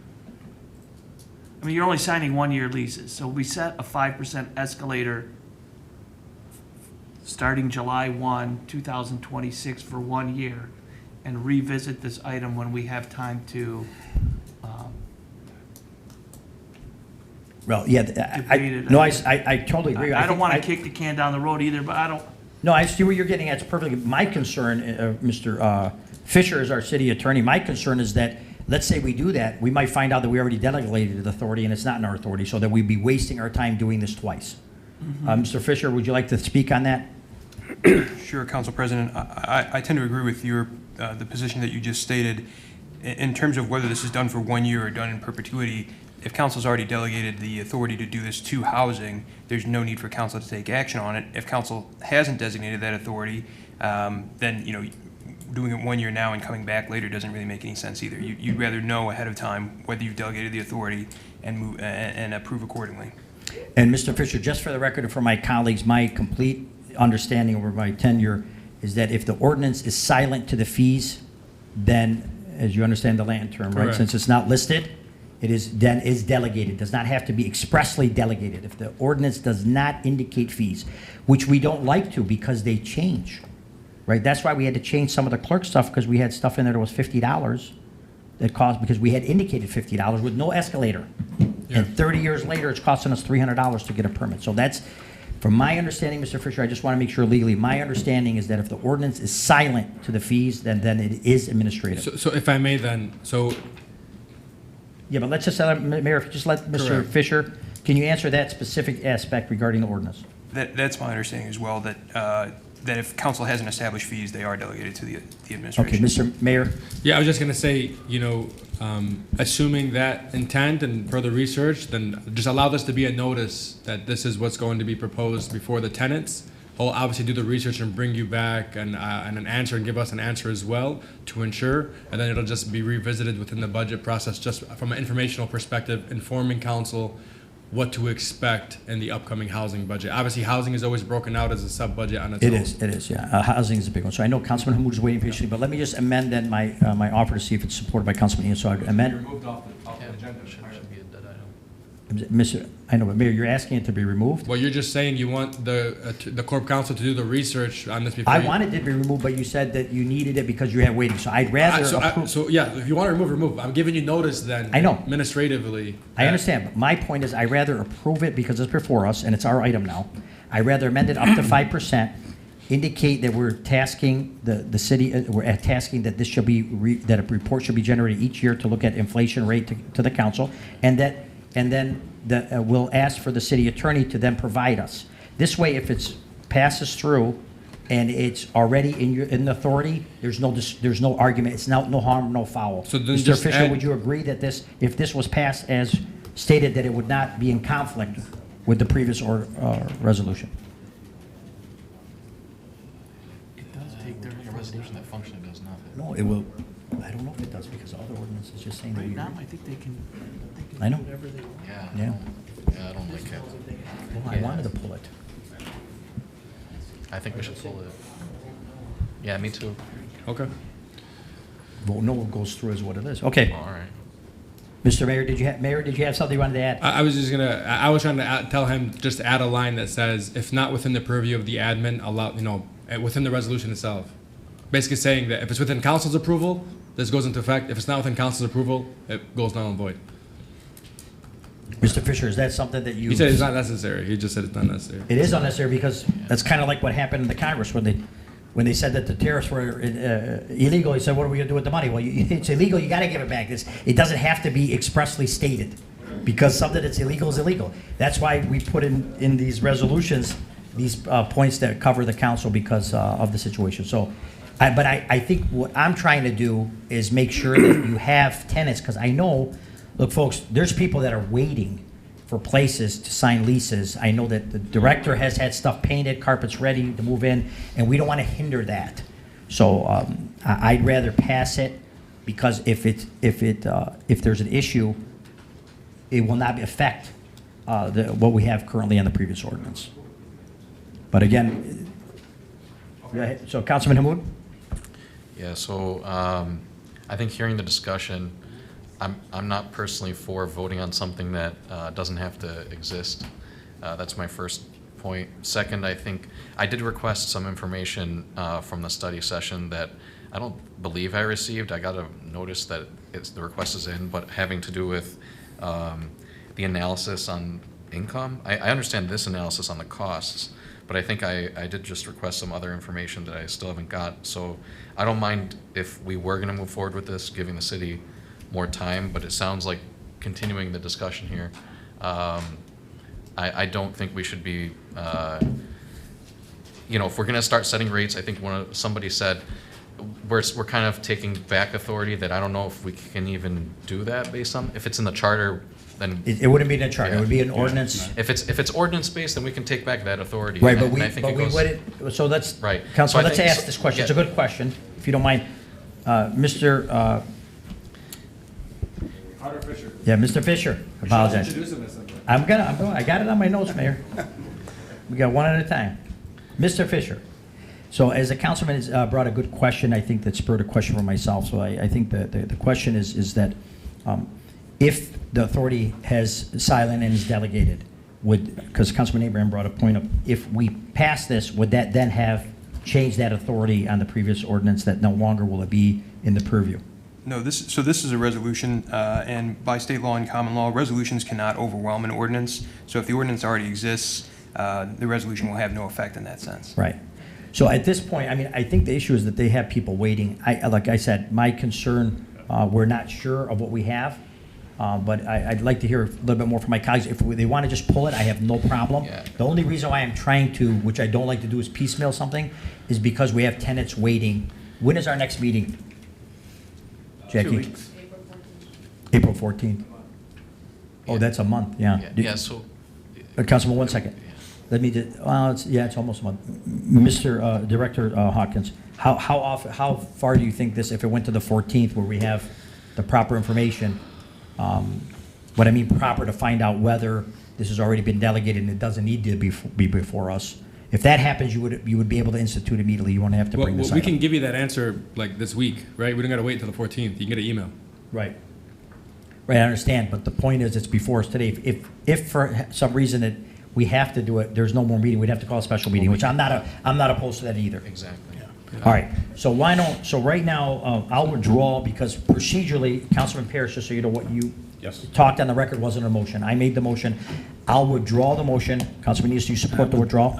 I support it. Okay, so now we need Councilman, my suggestion is that Councilman Abraham and Paris withdraw their offer and support, and we make this now for Tuesday, and then we can schedule a special meeting regarding that. I'm sorry, not for Tuesday. That we withdraw this item from the thing. So Councilman Abraham, you were the offerer. I will withdraw. Councilman Paris? I agree, withdraw. All right. So, Mayor, we'll wait to hear back from you, but please, Jackie, just make it, and Mayor, please, we want an answer back, even if it is administration and you move forward, just so that we are noticed, that's all. And I do appreciate that the fact we have many conversations, and I want our residents to know, we want to take care of them. We want to make sure that they worked very hard in their life to have the dignity, respect, and be able to live in these buildings that we have. I mean, one of them is named after my mom. One is named after Councilman O'Reilly's father. So we take great pride in these. We just want to make sure that we try to make the less as we can as a tax burden upon the rest of the community. So at this point, Mr. Clerk, this shall be withdrawn.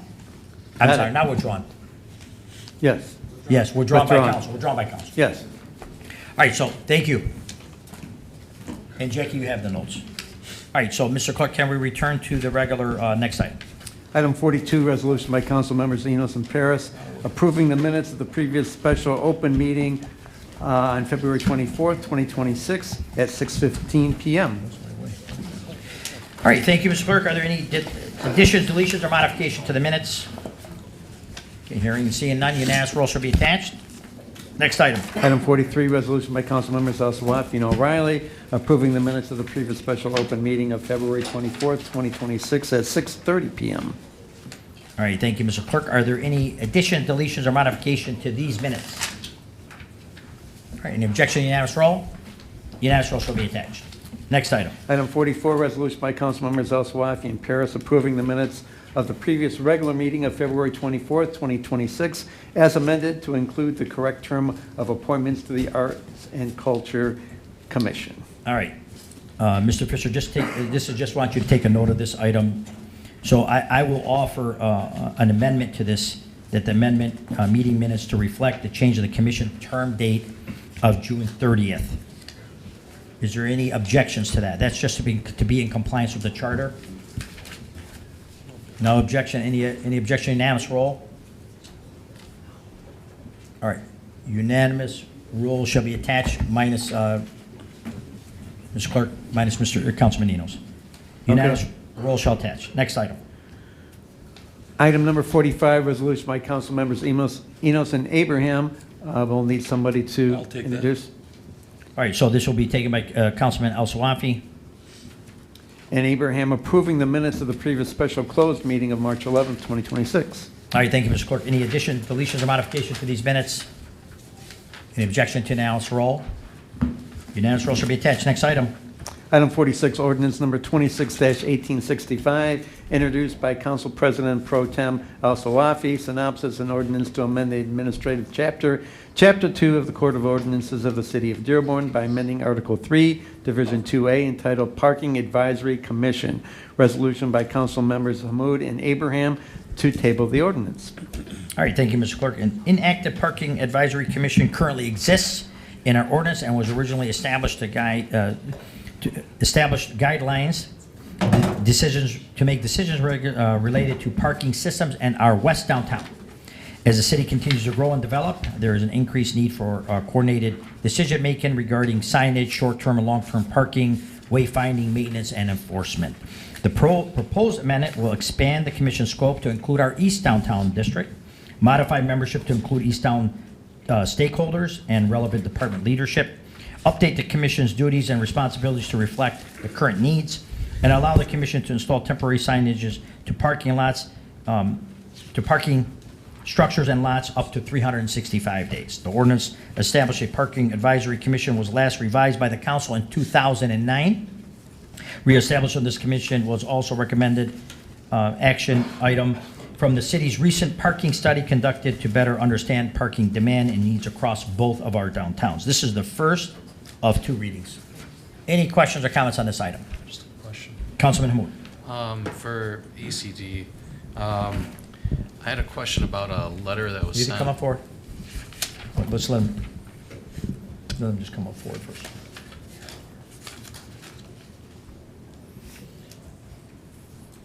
So, Jordan Cordy, Director of Yeah, Economic address the Development. Sorry, I was waiting for the question. I apologize. I know that there have been issues as far as business owners complaining in the west downtown, especially about parking, and that like allocations, suggestions about long-term versus short-term, all these. And I read through what the proposals are in the ordinance, and it does look like we struck some of the previous language about ratios between short-term, long-term permit parkers and stuff like that as far as recommendations. Even though we struck the language, I hope that these are things that the commission's going to have the ability to discuss. Right. This commission is meant to be the vehicle, and I guess pun intended, for these kind of ideas, to be able to do pilots and to be able to actually think them through and prepare them in a responsible way and then deploy them. Because one of my concerns is this is an issue that's been impacting people for, I've complained about it for probably like 2 years now. So I hope we can move faster than necessarily what the commission is suggesting, because the power to change those things doesn't just sit with this commission. I mean, how would the city change these ratios and things like that outside of the commission? Well, we've done it historically. We've already gone through Mayor? it. It's 15-minute parking. We've worked with our DPW, with our police chief. So we've been working on parking. You know, this idea that parking has been an issue for a long time is a fallacy. I think parking is now an issue because the downtown is booming, and we have folk who don't want to walk 4 minutes from a parking garage to a business. And so what we're trying to address is a combination of laziness with adequate spots. And to that point, I'm not saying about adding more spots, as I've been very clear for a very long time. I don't think paving over more of the downtown is the issue, and I like the fact that there are more people in the downtown. If you remember, 20 years ago it was the opposite problem. 10 years ago. But my general point has more to do with, I just want to ensure that by creating a commission, we're not bogging down a solution-making process, and that the departments still have the leeway to actually just go out and do things if they need to, as opposed to having to wait for a commission to come meet and discuss. Because it just reminds me of, for example, planning and zoning, where if we want to implement, if someone wants to build something and then you have to go through a million zoning approvals and whatever, you take what could be a 1 month permitting process and drag it out for 6. I just want to make sure what happens. Let's have the director answer. It's a great question, but let's don't confuse planning and zoning, which are statutory regulated notice requirements in state law. This is not that. That is not what is happening here. This is not a statutory required commission. Correct. And I'll speak Planning to is, it. I know, but it's unfair. Planning, zoning and planning are statutory requirements. They have specific timelines that you cannot change. So I just want to make sure we don't muddy that. But the question that you hear from the council member, is this commission going to slow down anything? No, Council President, it'll accelerate it. Correct. By And for forcing us- everybody to come together. Yeah, we do not eliminate any administrative authority. I think what we're trying to do is make sure that the people making the decision are a cross-sect of every type of stakeholder amongst the downtown, so they're at the table in the decision-making process. Right, and I don't see anywhere in the resolution where it indicates that their decision is final or that they have the sole authority. Correct. Correct. They're recommending Okay, body. say it in the record. Correct, yes. All right, Councilman, did you see that? Yeah, and to be clear, Council President, I know the difference between zoning and Well, planning you might and know the state law. distance, but you made a comment about two. It was a question directed at the I understand that, director. but I have to clarify it for the residents. When you compare, you can't compare an apple to an orange. You're comparing planning and zoning that have statutory requirements. If you want to go into the argument, Mr. Fisher, am I correct in what I indicated regarding zoning and planning commission? Yes, the zoning board of appeals is established by the Michigan Zoning Enabling Act, and planning has a similar state statute that establishes it. And do they also have time, because the issue is, I'm very aware with these because it's been the problem we've had from day one. And don't those commissions also have specific notice requirements and time restrictions? Correct. They have both notice requirements and they're time bound. That's what I'm saying. This is an advisory board. This is It's like the totally Parks different. and I Rec want to make sure it's Commission. understandable. The question wasn't directed at the chair, so I don't know why you're interjecting. The chair has the autonomy. That's why they put me here. To interject? When you indicate that something that is contradictory, I have to make sure the residents understand. You can't compare zoning and planning. Your point is it going to be, is this commission going to hinder the speed? All the director had They to say answered. was, no, it's not going to hinder the speed. You didn't have to interrupt. I'm sorry you feel that way, Councilman, but anytime misinformation is being spilled, I am gonna interrupt. It wasn't misinformation. It is. It was an example. It is a poor example at best. That's your opinion. I would think it'd be anybody's opinion when you talk about statutory requirements with timelines and dates compared to an advisory commission. So I don't want to continue this anymore. Do you have any other questions for the director? No, thank you. All right, Mayor, you have anything to add to this commission? No, thank you. All right, my understanding too, Director, we had some barriers and changes. And Mayor, would you like to speak regarding the aspect of trying to address some of the parking log jams that you're putting some police cadets maybe out there to address during high traffic times? Yeah, so obviously our downtown has been extremely busy. We're seeing heavy traffic, obviously Thursday through Sunday in the evening hours in our downtown, in particular at the Wagner deck. We're also seeing now record numbers again over at the parking decks that are more west on Michigan Avenue, which is also a good sign. We have added the gates. The gates allow us to install the The counters letting you know how many parking spaces are available. We've opened up the top level also at Wagner. Employment is back at Ford Motor Company. So what's happening now, sometimes at an exit, we have one exit off Mason at the Wagner lot and then 2 entrances off of Monroe. Sometimes people might have to wait a few minutes, but everybody likes to go down Mason Street to that light and not make a left or right at West Village to go down Howard or towards Monroe. And so sometimes you can get a little bit backed up. But overall, I mean, it's been better for flow of traffic. At least. And if you look across most flat lots or parking decks across, I don't know, any downtown I've ever been, it's usually one in, one out. So, but people don't like to wait for anything, so. Mayor, also, you had a count you shared with me, if you still have off the top of your head, regarding how many people are using the parking decks now. West parking deck, which is the one over closest to Howard, we had about 510 vehicles go in within one day, which is a significant improvement of getting folks in and out. So we're happy to see that those numbers are climbing. No, you're right. Absolutely. It's a tremendous change, and it's getting there. Like I said, I was here, and some of my colleagues were here when we decided when the Hampton Inn wanted to build a parking structure for their patrons, and we told them not to do that. So I do think it is a good problem to have, but we are adjusting and moving. Nothing is stagnant. We have to continue moving, and I appreciate the fact that we do have some bottlenecks there, and it was a change, so we're going to have some people out there to try to help assist. And it's a very good point. When I turn, I always go straight to Michigan Avenue, but you could go either way. That would definitely alleviate some of the traffic. So, good problem to have. Yes, indeed. All right. Any other questions or comments on this? Councilman El Swafi? Yeah. Yes. Thank you, Council President. No, I agree. I think it's a good problem to have. Every time I go to the parking deck, because of all the people that we have coming downtown, I go to a higher level every time, which just shows the level of success we've had here in the city of Dearborn. As far as the commission, that just supplements, just for clarity, that just supplements your decision-making process and the administration. There's no hindering or anything. That's correct. Okay, I just wanted to clarify that. Okay, thank you so much. All right, thank you. Thank you, Director. Thank you. Mr. Clerk, can we have the first reading? This is the first reading of ordinance number 26-1865, an ordinance to amend the administrative chapter, Chapter 2 of the Code of Ordinances of the City of Dearborn by amending Article 3, Division 2A, entitled Parking Advisory Commission. All right, thank you, Mr. Clerk. Any other questions or comments by my colleagues? Any objection to unanimous roll? Unanimous roll shall be attached. Next item. Item 47, resolution by council members El Swafi and Hammoud, awarding a contract to NOAC and Fraz Engineering in the amount of $68,518 for landscaping architectural services for the UAW project and requesting immediate effect. All right, thank you, Mr. Clerk. The City of Dearborn is proposing the use of the Community Development Block Grant Disaster Recovery, or CDBG-DR funds, around the UAW Local 600 building and the parking lot located at Southwest Dearborn. The building is located at 10550 Dix, and the parking lot is directly across Fernie at 10600 Dix Avenue. The proposal is to remove approximately 28 dead trees.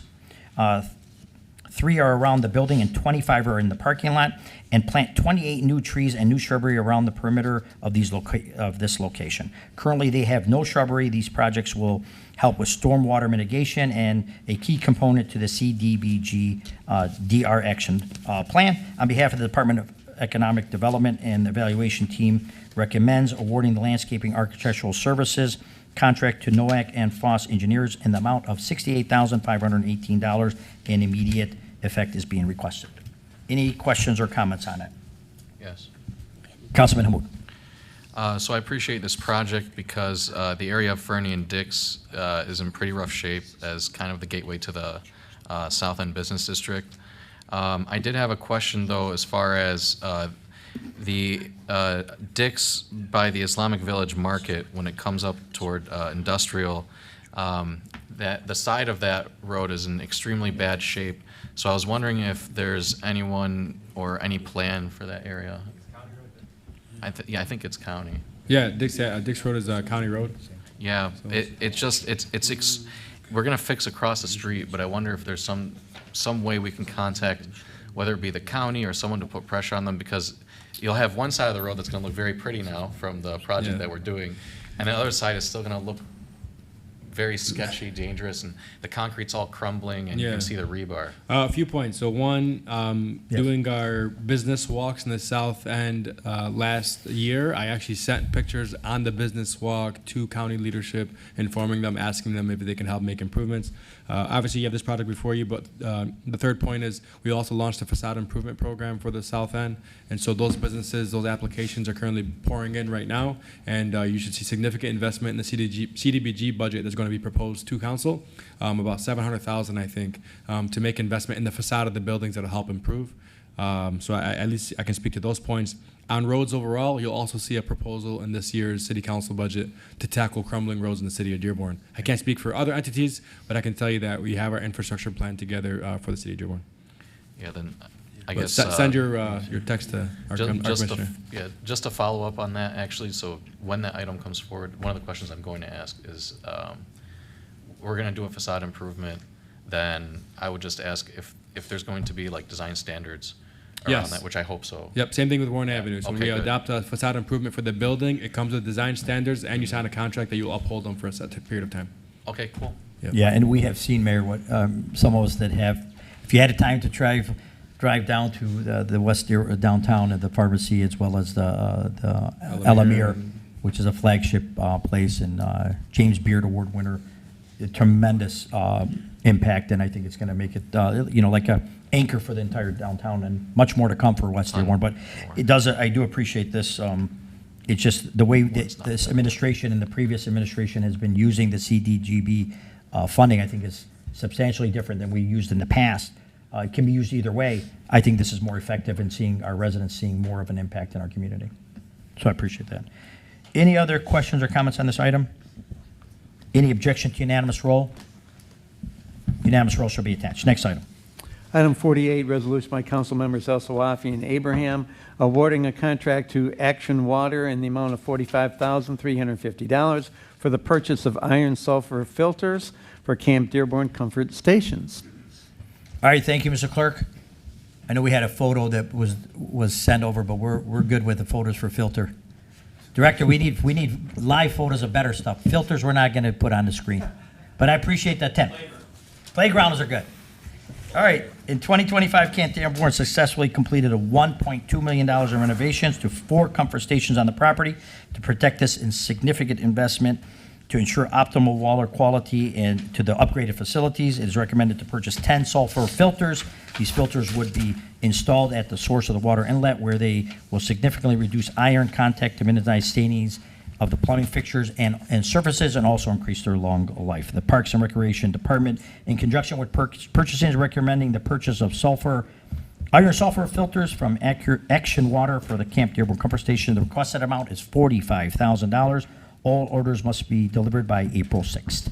Any questions or comments on the filters? All right. Any objection to unanimous roll? Unanimous roll shall be attached. Next item. Item 49, resolution by council members Abraham and O'Reilly, authorizing the final renewal option with University Lithograph, LLC, in the amount of $49,586 for the printing and mailing of the 2026 city calendar. All right, thank you, Mr. Clerk. The city currently has a contract with University Lithographic. Lithographic, is that how you say it, George? Yeah, Lithograph. Lithograph, okay. Lithograph LLC for printing and mailing of our city calendar. Purchasing on behalf of the Communications Department recommends the final renewal of the printing and mailing services for the city calendar. And the value of the contract to be renewed is $49,586. This is the final renewal of the contract for the printing and mailing of the 2026 calendar. The service will be this service will now be posted for solicitation the next year in order to find a vendor for 2027. Any questions or comments on this item? Yes. Councilman El Sawafi. How many Valentine's Days are we going to have this year? It's true. You're killing my budget.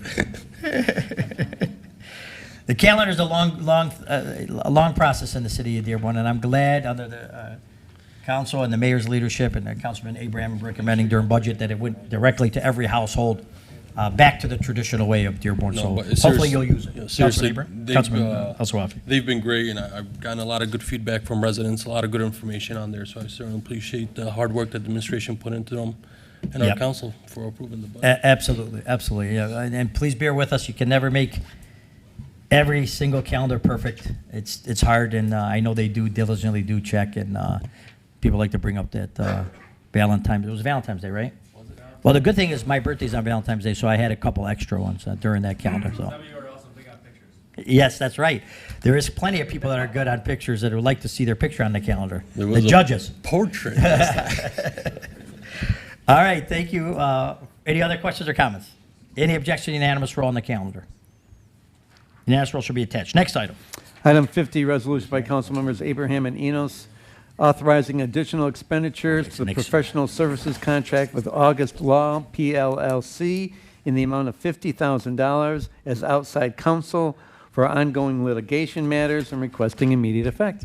All right, thank you, Mr. Clerk. August Law PLLC is currently retained by the city as outside counsel for ongoing litigation matters. The firm has extensive experience defending the city in previous matters. It is estimated that approximately $50,000 will be needed for the counsel, depending on the complex litigation and the current proceedings. The support of August Law PLLC, in addition to the department's internal proficiencies in handling these lawsuits, will allow the city to best defend against current litigation.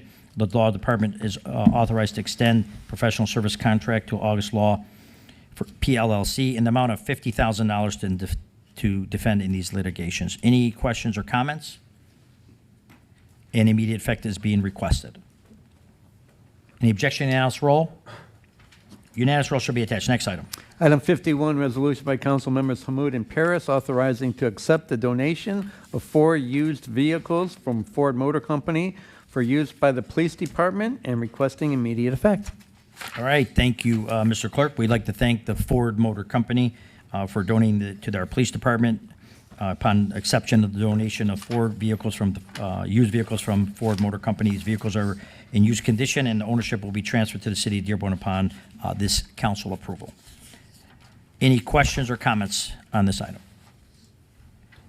Any objection? Unanimous roll. Unanimous roll should be attached. Next item. Item 52, resolution by council members Enos and Abraham, authorizing on and off-duty members of the fire department to conduct a Stuff the Boot fundraiser drive from May 1st, 2026 through May 9th, 2026 throughout the city of Dearborn for the Neighbors United Charitable Organization, also granting a noise waiver during the fundraising dates, and that the fire chief be authorized to schedule rain dates as needed. Yes, thank you, Mr. Clerk. The Dearborn Fire Department and Neighbors United are requesting approval to conduct Stuff the Boot fundraising campaign on May 1st through May 9th, 2026. Fire personnel are seeking permission to collect voluntary donations at approved intersections throughout the city to support Michigan firefighters diagnosed with cancer and their families. The request also includes a temporary waiver of the noise ordinance during these dates, along with authorization for the fire chief to approve change dates regarding raining, or if a rain out date. This marks the 3rd year that Neighbors United has posted this event in the city of Dearborn, with each year providing success in supporting firefighters across the state of Michigan. Currently, the organization is assisting 46 firefighters battling cancer, including a retired Dearborn firefighter as well. Any questions or comments on this item? Okay. Any objection to unanimous roll? Unanimous roll shall be attached. Next item. Item 53, resolution by council members Hamud and Paris, authorizing the fire department to renew the annual membership in the Western Wayne County Fire Department Mutual Aid Association in the amount of $30,994 and requesting immediate effect. All right, thank you. Mr. Clerk, the Dearborn Fire Department is requesting renewal of the membership of the Western Wayne Mutual Aid Association in the amount of $30,994. This membership allows the mutual aid agreements with participating fire departments. There are currently 20 communities that participate. The membership also includes access to special operation teams such as hazmat response team and urban search and rescue teams. Our fire chief, Joseph Murray, PhD, has served as the president of the Western Wayne Authority since 2016 and was recently reelected by his peers in 2026. Congratulations, Chief. All right, the total cost of this membership is $30,994. This has been a tremendous membership to pay tremendous dividends to our residents, and the costs are relatively low and have not had significant increases over the years. So We appreciate that. Any questions or comments? Any objection? Unanimous roll. Unanimous roll shall be attached. Next item. Item 54, resolution by council members El Sawafi and O'Reilly granting the request of Green Brain Comics to conduct the 25th annual Green Brain Free Comic Book Day event in the city-owned alley located north of Michigan Avenue between Middlesex and Horger Street from 4 p.m. on Friday, May 1st to 3 p.m. on Sunday, May 3rd, 2026. Also granting permission to erect a non-staked 20 by 40-foot tent within the city-owned alley, approving the delivery and pickup of 6 barricades from DPW, and granting a noise waiver for the duration of the event and requesting immediate effect. All right, thank you, Mr. Clerk. The Green Brain Comics will host its 25th annual Free Comic Book Day on Saturday, May 2nd, 2026 from 10 a.m. to 6 p.m. This open house event features free comics, local creators, and writer and artist workshops, and children's crafts and activities. If you have not been down to one of them, it is a tremendous event, and I believe it's held nationwide at other events at the same date and time to encourage reading and get younger children and older people involved in the comic book phrase. As part of the national recognition, this promotes a free comic books will be passed out to ensure public safety, and the organizer requesting the city council approve temporary road closures at the city-owned alley north of Michigan Avenue between Middlesex and Horger Streets. A waiver of the noise ordinance for the duration of the event is also being requested, as well as immediate effect. We have somebody here from Green. Would you like to step forward and speak on this event? Thank you, Council President. My name is Katie Merritt. I am co-owner of Green Brain Comics. We've been in business in Dearborn for 40 years. This is the 25th annual. It is an industry-wide event. Comic shops from all over the country will be participating, but right here in Dearborn, we've been doing this. We hand out specially produced comics just for that day, 3 free to every attendee that comes by. We've topped over 1,000 attendees in one event in previous years, although it dipped after the pandemic, and we're hoping to come back, but business has been really good, and we're hoping to hit that 1,000 mark again this year, bringing that many people into the city of Dearborn on that day, as Council President said, to encourage literacy, but also just to share, I'm sorry? Have fun. To have fun, yes.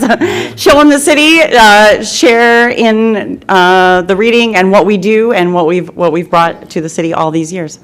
As always, we always want to invite everybody from the council and to attend. It's a great family, all ages event. Come by and see what it's all about. And it looks like the mayor is engaged, but the mayor is always invited and welcome to come and open the ceremony, as has been done for the past 17 or 18 years. Mayor O'Reilly has been very instrumental in the past in promoting the event and attending as well. And yeah, it is a tremendous event. I'm sorry? I have a wall of free comics. So. You do? I had a great time attending when my youngest son was, we went a few times. Tremendous event. I was really surprised on how much work it has to go into planning, but we had really good attendance, and again, that was pre-pandemic. So I know that it's taking time to come back, but I can't thank you enough for what you and your husband do. A lot of people don't know, or some residents might know, it's you and your husband are the owners, correct? Yes, yeah, we're co-owners together, yes. Okay, good. So it's been a tremendous, I know it's not easy to run a business, a small business, especially these days, and for this many years with all the corporate and big box stuff. So this is a niche. It's a great time. It is free. There's a lot to do. If you have time to come out, if you just want to say the dates again and the times. Yes, it is Saturday, May 2nd. It is always the first Saturday of May. In addition to local creators that will be there, we also do a lot of community outreach, and we have a lot of nonprofits there. We collect for Gleaners Food Bank, as well as the Friends for the Dearborn Animal Shelter will also be there with an adoptable pet. Excellent. Councilman Al-Sawafi? Yeah, thank you, Council President. I just want to echo the sentiment of my colleagues. I live close by, and I drive by there during the event, and it draws a good crowd, and it's well organized, and I appreciate you very much. Absolutely. Thank you so much. Please come by. I will. All right. Thank you very much. Thank you. All right. Any objection, unanimous roll? Unanimous roll shall be attached. And that was with immediate effect, Mr. Clerk. You had that? Yes. All right. Unanimous roll shall be attached. Next item. Item 55, resolution by council members El Sawafi and Enos, granting the request of the Friends for Animals of Metro Detroit to conduct their annual Paulcella event, formerly known as Mutt Strut, and to close Reckinger Road from approximately 9 a.m. to 8 p.m. on Saturday, June 13th, 2026, subject to all applicable ordinances and the rules and regulations of the police department. Additionally, authorizing parking lot use at the Ford Community and Performing Arts Center, Henry Ford Centennial Library, the Powerhouse, the court area, and police station. A noise waiver for the duration of the event. Permission to obtain an alcohol license, a fee waiver for the tent permit, and permission to place promotional signs at 3 intersections throughout the city for the month of May 2026 and leading up to the event, and requesting immediate effect. All right, thank you, Mr. Clerk. Friends of Animals of Metro Detroit is requesting the council to approve the host of Paulcella. The event is Saturday, June 13th, 2026, from 12 p.m. to 8 p.m. Paulcella will feature an adopt-a-thon feature where you can adopt animals right there, live music, raffles, and more than 70 vendors of offering food and goods to all attendees, goods and services. To accommodate this event, the following approvals are being requested: the closure of the Reckinger Road by the library, the use of the library parking lot and near the Powerhouse as well, installation of snow fencing by the DPW west of the adoption center, and a waiver of the noise ordinance as well. All standard in the past. We really do appreciate their event. It does draw people in from around the area, and immediate effect is being requested. Any questions or comments? Any objection? Unanimous roll. Unanimous roll shall be attached. Next item. Item 56, resolution by council members Paris and Enos, authorizing to accept the fiscal year 2027 Transportation Alternatives Program from the Southeast Michigan Council of Governments grant funding in the amount of $164,128, with the local match being $41,032 for the city's safety on Schaefer Road project, and requesting immediate effect. All right, thank you, Mr. Clerk. Schaefer Road is a key north-south corridor serving residential neighborhoods, schools, local businesses, and transit users, including Fortson High School and Riverside Academy. A recent road safety audit completed on October of 31st, 2025, identified gaps in pedestrian infrastructure, particularly at high-use crossings. The safety of Schaefer Road project targets 1.5-mile segment from Michigan Avenue to Warren Avenue, focusing on improving pedestrian safety and accessibility near major intersections, including Michigan Avenue, Ford Road, Donald Street, Colson Street, and as well as Albert Street. These improvements aim to reduce crashes, slow traffic, and create safer improvements for students and residents. Approval is being requested to accept and recognize $164,128 into a Transportation Alternatives Program funding through SEMCOG for this project. The total cost of the project is $205,160, with a local match of $41,032 funded through the Major Streets Fund Infrastructure Reserve. Construction is anticipated to begin May 1st, 2027, and immediate effect is being requested. Any questions or comments on this? All right, any objection? Unanimous roll?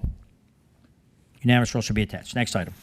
Item 57, resolution by council members O'Reilly and Paris, authorizing the finance director to recognize revenue from the fiscal year 24 state and local cybersecurity grant funding in the amount of $550,000 in the Technology and Innovation Fund, and appropriate the same amount in the Technology and Innovation Expenditure account to be utilized to improve the city's cybersecurity efforts through .gov domain migration, and requesting immediate effect. All right, thank you, Mr. Clerk. The department, the Dearborn Fire Department, in collaboration with the IT Department and the Department of Philanthropy and Grants, has awarded a highly competitive federal 2024 state and local cybersecurity grant in the amount of $550,000. The grant is administered by the state of Michigan, which will also cover the required 30% cost share, so no additional costs or no local match to our city of Dearborn taxpayers. The funding will support enhancements in the city's cybersecurity infrastructure, including migration to the .gov domain. It is requested the finance director be authorized to recognize and appropriate the $550,000 in reserve and $550,000 in expenditures in the Technology and Innovation Fund. Immediate effect is being requested. We'd like to thank our grants and philanthropy and grants department and our IT for this. Cybersecurity is a really, really big deal. Obviously, we had a lot of improvements to do, but thank God we have reached out to get back some of the money that we paid the federal government back to our city of Dearborn where we need it. So we can't wait to see these improvements. We do appreciate it. Any questions or comments? Any objection to unanimous roll? Unanimous roll shall be attached. Next item. Item 58, resolution by council members Paris and Enos, authorizing the finance director to recognize state court administrative office grant funding in the amount of $55,000 for implementation of the Operation Drive program at the 19th District Court, and to appropriate the same in the 19th District Court Operation Drive various accounts, and requesting immediate effect. All right, Mr. Clerk, thank you.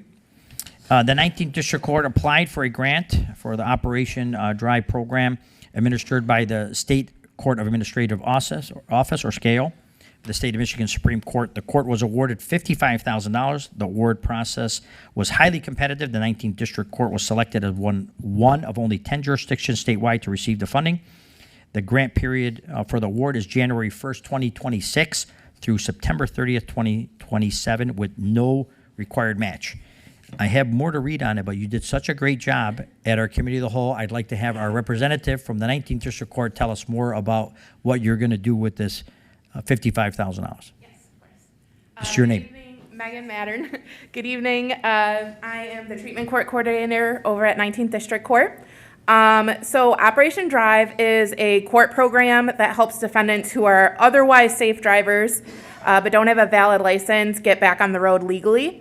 The program provides guided support such as helping them navigate the process, access interpreter services, obtain driving records, complete road testing, and receive transportation assistance, all at no additional cost to the participant.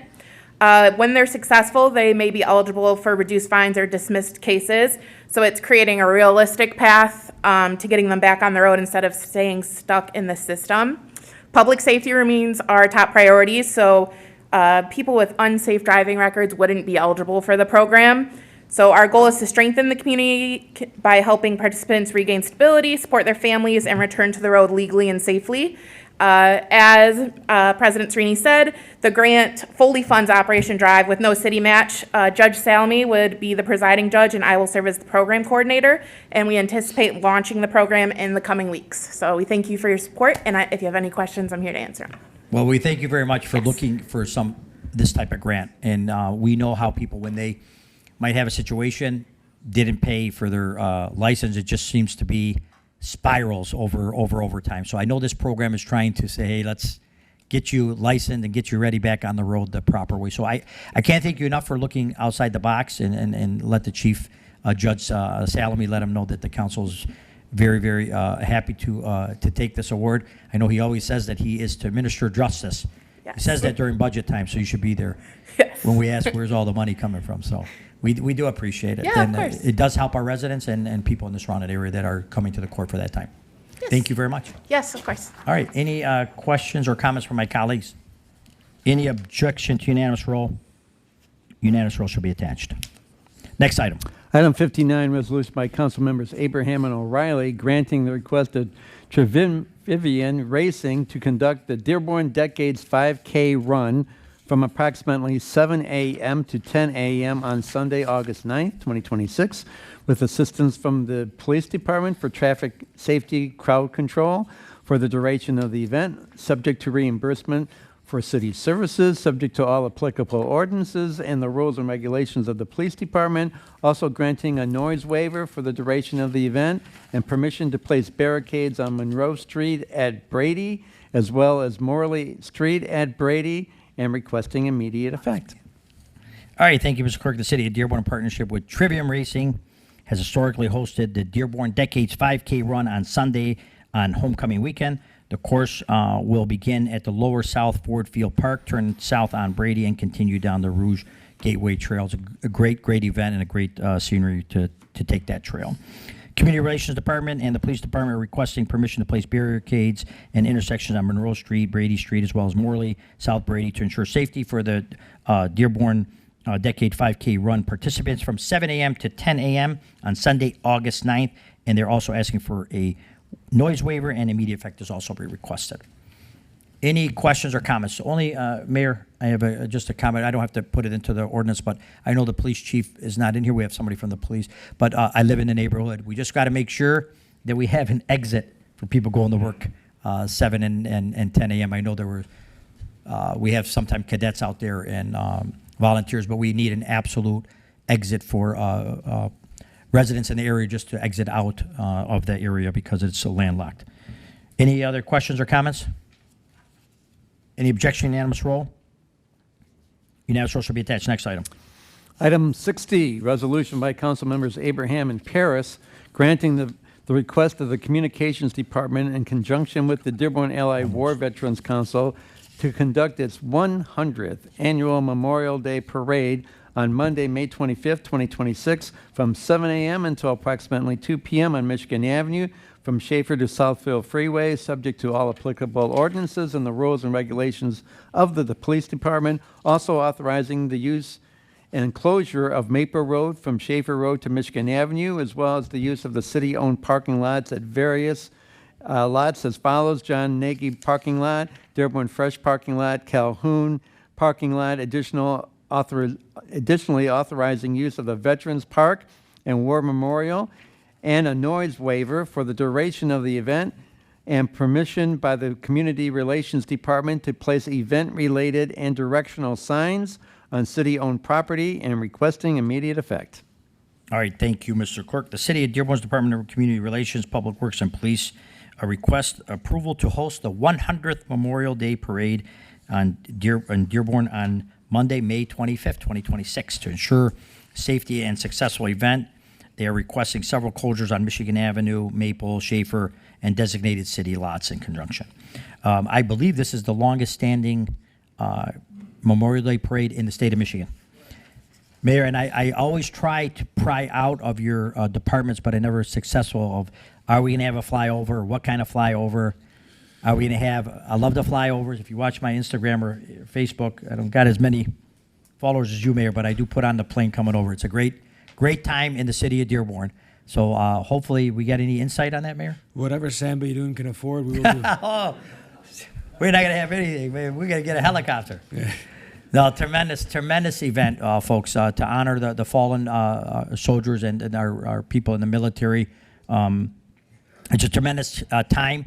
If you have opportunity to come out and line the streets for our 100th parade, it's going to be a tremendous event. And a special... Great Grand Marshal this year. Definitely a great Grand Marshal. My brother, decorated United States Naval Captain Sam Cerini. Hometown, Dearborn, Fortson, McDonald, Laurie School graduate. So we can't wait to see him walking and being here with us. We also have a special tribute for the 100th from the City Council. It's top secret.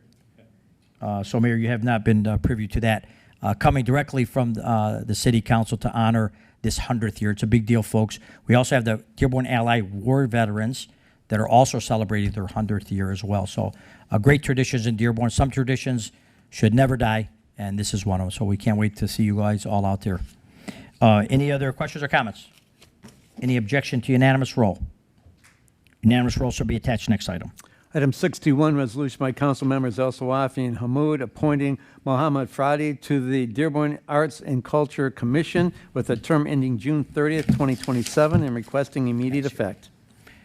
All right, thank you, Mr. Clerk. We'd like to thank all of the appointees that serve on our various commissions that are extremely important. They are volunteer positions that help our city become the city that we are today. Without these commissions, we would not be where we're at today. We'd like to make a note, Mr.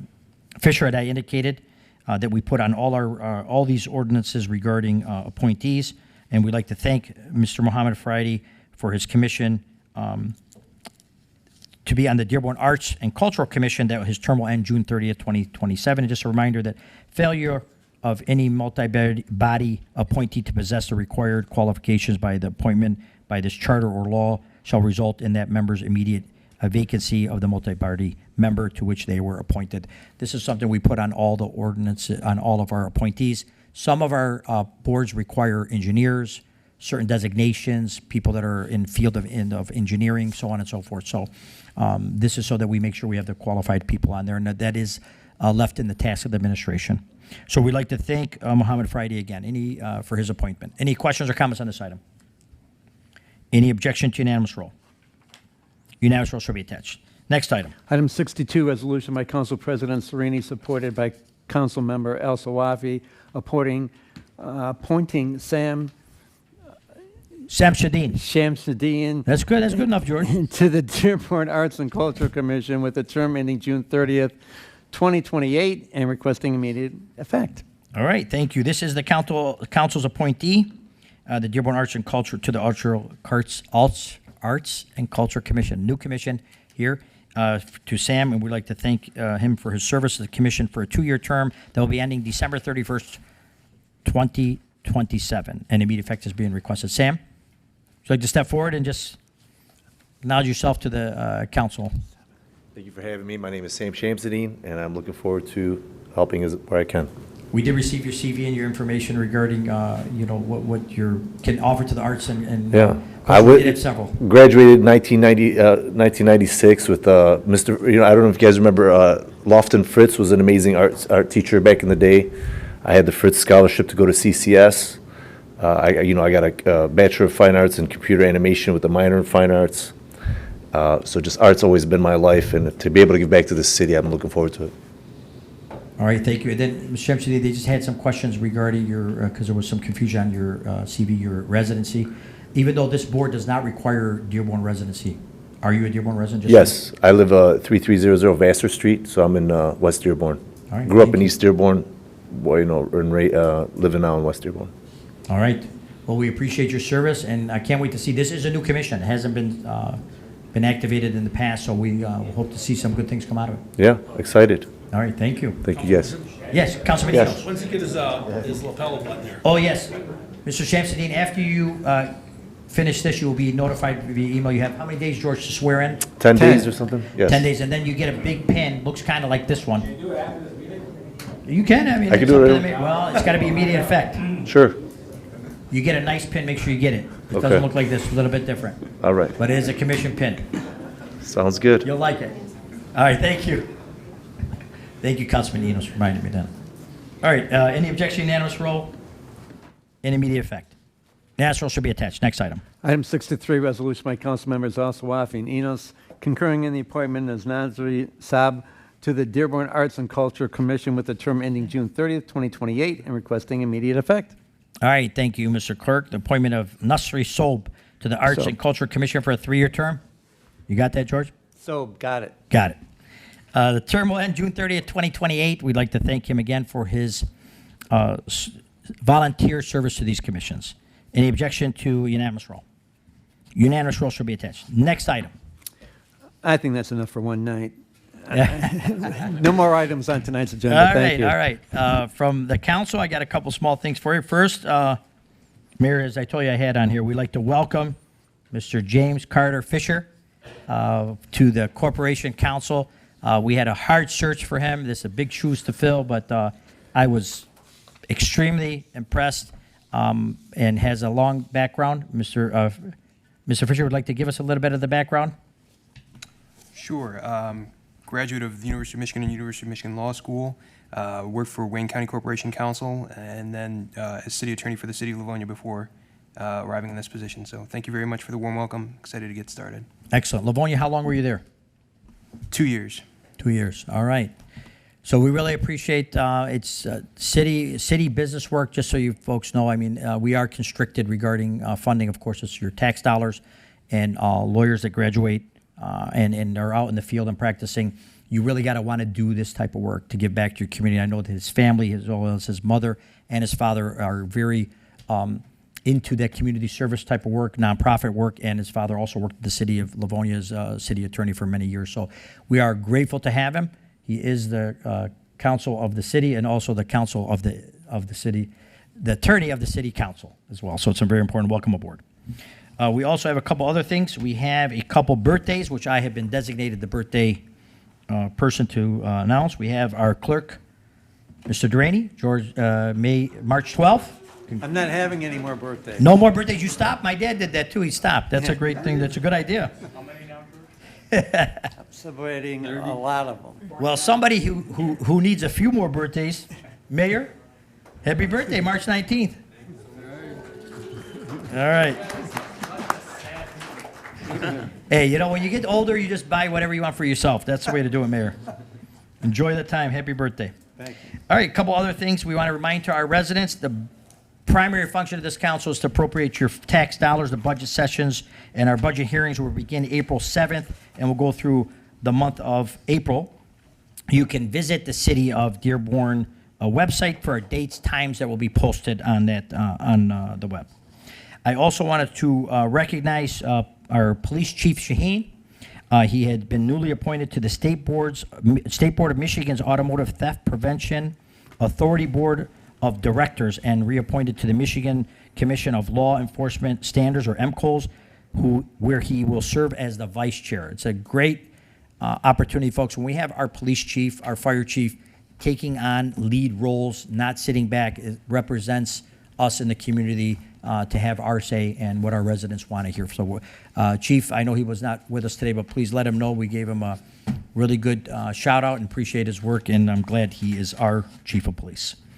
Also, a couple other things I'd like to mention.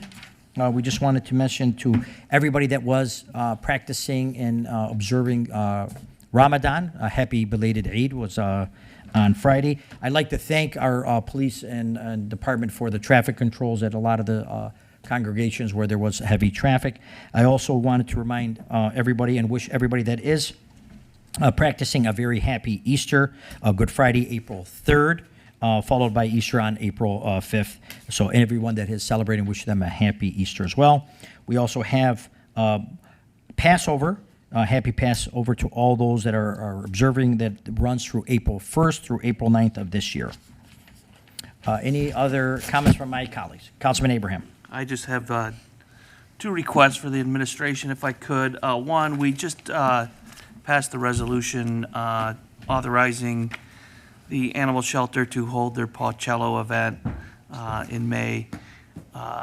Last year, our street sweepers were scheduled for Saturday morning to do all the parking lots that they are in. So if we could shift that maybe forward a couple days so that area is cleaned prior to the event and not during the event, that would be great. And secondly, for economic development, as the weather warms up, I've seen a lot of our construction sites in our residential areas that need some attention. I think some of the contractors get a little bit lazy during the winter with debris and trash in the front yards. So if we could pay particular attention to that, maybe give them a courtesy notice to help clean up the neighborhoods as spring warms up and rolls around. Okay, well noted. We will definitely note that and put it through the proper channels. Thank you, Councilman Abraham. Any other council member have anything to add? Okay, anything from Mayor and the administration? All right, anything from clerk? No, I'm Barb? all set. Thank you. No elections, huh? Not yet. Well, they're coming. They're coming. Yeah. All right. All right, so now we will enter our second and final public comment meeting. Just a kind reminder, there's a 3-minute limitation, and you have to address the council regarding city business. Is there anyone here who would like to address the council that has not already addressed the council on the public comment portion? Okay. Hearing and seeing none, we will close the comment portion, public comment portion, and I'll entertain a motion to adjourn. Motion to adjourn by Councilman Al Swafi. We are adjourned.